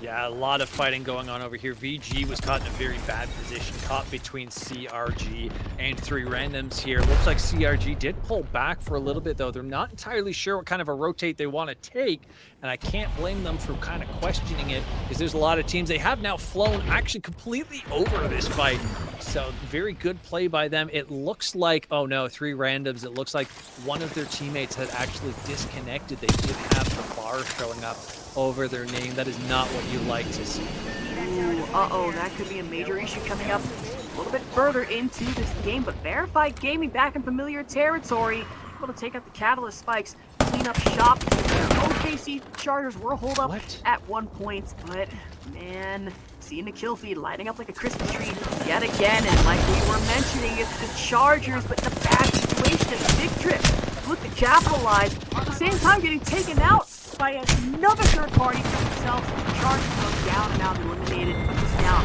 13 squads left, 3 randoms fighting a quite little uphill battle for themselves. The Dark Bin going out in defense, maybe getting in a little aggression here. Salt Dog rotating around, sort of inadvertently giving away their position to R99, but this is do or die, and if they commit to it, they're gonna have to stick to their plan. And diving through, diving in, it's gonna be unaverage. Butter looking exceptional, trying to get into the shots, but it will not be enough. Only Salt Dog directly and unfortunately for them, Stick on the other end of that situation. Oh no. And now comes yet another team rolling in. Stick Drift, yet another one of the teams that had been sitting over where we saw Chargers not too long ago, that have all rotated all the way down into this one little corner. And we have had third party after third party after third party, PhD rolling in. By the way, Swerving had white armor as he started this fight, and now they have cleaned all of that up, and that seems to be the last of it. Nobody else wants in on that bloodbath. Now we have a fight going on up between Alt and Smiley's all the way up in Thunder. And on top of that, we have Sushi kind of poking their way in, seeing if they want to get involved. We have shots coming in at this location from all angles, really just kind of showing the importance of being able to break that line of sight with the wall. But my goodness, is Control Ghost in a bad situation, left alone. Huge shots actually coming out of the angle there. Massive knock onto AimGod. That is a trade down. Instead, though, I mean, this is not a good situation for anybody to be in. That is a cleanup, though, for Smiley. I mean, just picking up kill after kill, but we do have a huge lot of healing coming up by Meat here. Scan through, does get rushed down. Actually manages to outflip. That Smiley gone down. We had them pegged for another win. They don't pick it up, and Alt actually manages to survive. Magic gets away on top of everything else, dodging bullets. Look at him go. Oh my God! The movement on this man. He's still alive. What is Can you that? imagine? Keanu? This is Keanu? Keanu! He's still alive. There is absolutely no way somehow Alt managed to turn chicken scratch into chicken salad, able to stay alive and stay clean all at the same time. I don't know how nobody decides to imagine in that situation. Shots were being out, but if I had to guess correctly, the team that was doing it in the first place was possibly too long range to do so. So Alt, they're still alive and maybe have a potential on a clean revive, but Game Genetics right now. Another engagement here, going down and out to Swerve, falling right now. Coming out here, Genetics, the next one's on the chopping block, quite possibly as the fight comes through. They are, oh no, they're not able to stick the res off as his teammate goes down. CV, last one alive, playing the shield as best as he can. Wins out the 1v1, Donut goes down. That is their elimination. Genetics, last one alive, or rather one member alive, last one sitting up on that bridge, putting down the damage that he can, but it doesn't, I don't think he's going to be lasting too much longer as a full 3-man push comes running in. He is dipped, just absolutely gone. He's down below, hiding behind a pillar. Majin gets forced out of his little hiding spot, though, takes a quick little shot, but again, still alive. We have 4 solos, I believe, from what I can see on the minimap at the moment. One of them possibly, but yeah, there goes Genetics. That is one down, but we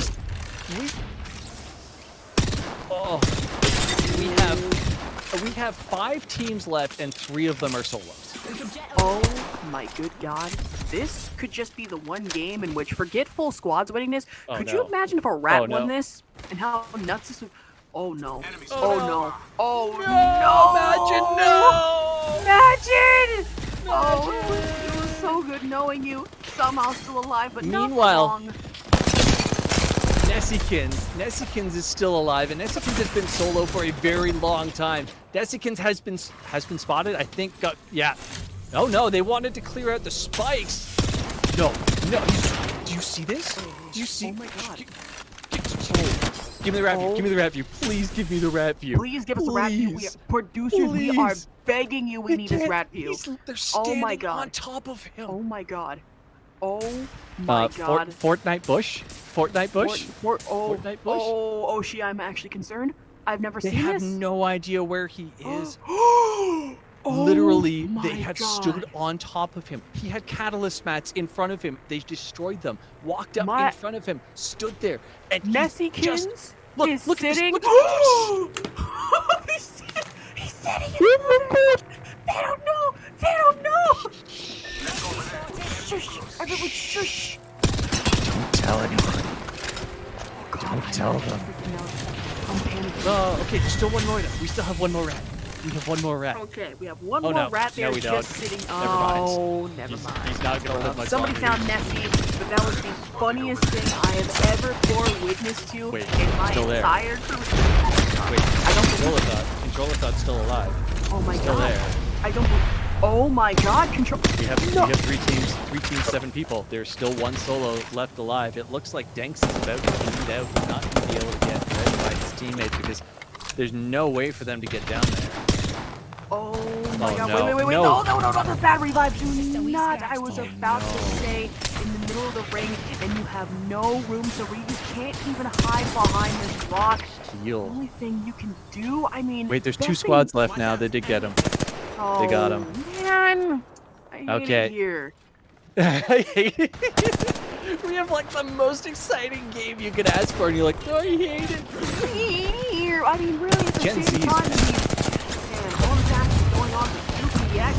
You want to get some parcel services in, express shipping all the way back to the lobby. That will be just that UPX day to get the kill and able to get the W for this game, defeating all odds against them. Good call, by the way. Express shipping back to the lobby. That was I know, great. that one's going That to my was highlights reel. Beautiful. Yeah. No, that's crisp right there. They do manage to pick up this last game that we had. I cannot believe how many rats we had in that, and we're gonna have a scoreboard coming up in just a minute. We just have to get everything tallied and totaled for you, and then we will show you. I'm pretty sure we can say with an okay amount of confidence that Smiley will be number 1, but not perfect confidence. A decent amount of confidence. However, I am extremely interested to see where our other teams are going to be rolling in here, particularly Alt after their res and after their rat out to second place in game number 2. Very interested to see, of course, how our hosts have done. We have to check in on the girls there to make sure that they have been as fabulous as we know that they are. And then everybody else that we have seen with these insane pushes all the way throughout the entire thing, everybody from Stick Drift all the way up through Bad Girls Club. I mean, absolutely. I can tell you right now is absolutely amazing. Be able to cast for Scrims. Mind you, so bit of an interesting story. For the entire month of January, I cast every single day. I did not take any breaks. And now it's like all of a sudden it's like, oh yeah, I'm like working this and that. This is the first time I've been able to cast in so long. I've had a blast doing this Yoshi. We got to do this again sometime. Oh hell yeah! I mean, look, Reezy knows that I'm about. Right. I put in, OKC put up the, hey, we're running 2 scrims a week. And I'm pretty sure I was the first person to use the Google Docs application to apply for it because I clicked on it and they hadn't changed the permissions for it yet.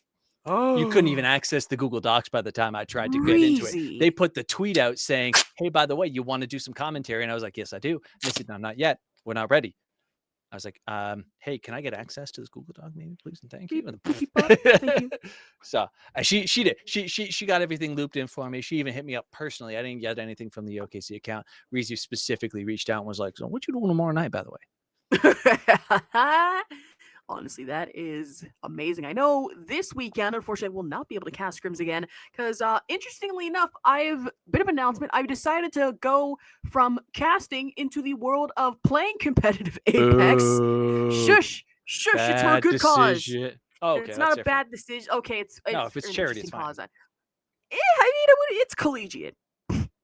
Oh, no. See, collegiate means that you can win scholarships, which is to further your education, True. which is charity. I mean, I am playing with You UC live in Santa Cruz. America. So you know what? Unfortunately, so I'd like to make the announcement. I'm moving to the UK the minute I get a chance. I'd be able to afford it, but anyways, besides the point, we should get back to this topic at hand. And that OKC Apex Legends scrims proved to be an absolute blast. All right. It I'm has hearing so been, many we people do yell. have the results posted for us. I've Oh. pulled this up. Let's go bottom to top real quick. I'm just going to read it all out and then we'll get deep into it. Pulling up the tail end, unfortunate situation for them is SPS Shade, No. UPX, Senchigami, Toe Slappers actually pulling bottom 5. I swear, I thought they were doing work. Unfortunate. Bad Girls Club, 1 Legend, 3 randoms. What's that? Oh, yeah, sorry. I had a whisper in my ear that one for me. My bad. Anyways, I we was so got scared. PhD, Predators, Alt actually, not even cracking top 5, despite all of the work that Majin and Meep Meep did to keep themselves alive. 16 kills picked up, though, so good work to you guys. You definitely deserved all the points that you got. Verified Gaming coming in at number 8 on our list. Gamenetics, Stick Drift, DMG, Allied, and our top 3 in second place, UPX Gang, which means our third place is Donut, and number 1, Smiley, with a disgusting 75 kills. Not only that, 121 points. UPX, mind you, has 52. Second place at 52 at 20 kills. Okay? That's more than 3 times. Also, like the little math nerd I am, despite the fact that I hate the subject with a passion, I calculated Smiley's damage output at, it's 26,198, right? If we round that out to 26,000, that is an average of 8,666 damage spread between all 3 players. Mm-hmm. That is nuts. Across 6 games, by the way. So yeah, 1,200 damage a game. Each. That's actually impressive. Who would have thought? I mean, I can't even count the amount of damage badges that possibly has to come with that. But overall, these teams put up insane numbers, but still the gap set between Smiley and the rest of this lobby was so apparent. It's like they came out of nowhere and really set an example for how Apex should be played.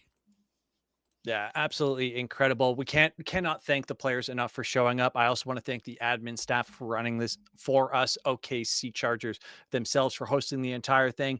Make sure to follow OKC on all of their socials. You can see them posted in the chat several times by the OKC Chargers themselves. Also, make sure that you follow my wonderful co-commentator here on all of their socials as well as my own. We do have signups opening up for the Saturday scrims as well. Pay attention to the OKC Chargers Twitter for all of the information on that. Is there anything else that you want to say before we take off? Anything else that I would like to say? We'd, of course, like to thank the players for being able to come out and participate in scrims today. Wednesdays, it's a hump day, so not everyone is up and awake. I mean, myself, I'm usually up at like 12 in the afternoon, but that's besides the point. Listen, I sleep in late. I sleep in very late. Okay, and it sucks. But production as well for putting all of this together, especially Reezy, who's been running this like a tight ship. It's been insane. And last thing, hashtag Ash for Pro League, please. I'd love the cast for cast. Yes, I need to throw that out there. Shameless self promotion. We cannot forget to give a quick little shout out to Frosty Viper. For those of you who have been yelled at today, it was probably by her, and you probably deserved it. So yeah, you really did. Listen, Grandma can be a little cranky sometimes, and anyone who got yelled at by her, you're not getting your lemon squares. I'm just saying that right now. You've missed out. You really have. That sucks. That's real rough. Squares. Hey, lemon squares are delicious. She makes some mean cooking sometimes. I'll take your word for it. I have not had the pleasure. So good. It's so delicious even. Yeah. Well, so that is going to be the end of it for us all this evening. Thank you all for tuning in. I hope that not just me, Icon, might get to see you again, but that the channel sees a whole bunch of your love, that OKC's Twitter sees a whole bunch of your love. From what we saw in the chat, the players had a wonderful time. We hope you all did as well. Let us know how you thought we did. Unless it's bad, don't tell us that. Yeah, 1-800 All radar social casting. media. We await your comments and hope that you all have a wonderful remainder of your week. You guys crushed it. Let's go. I had to get that last sound with it.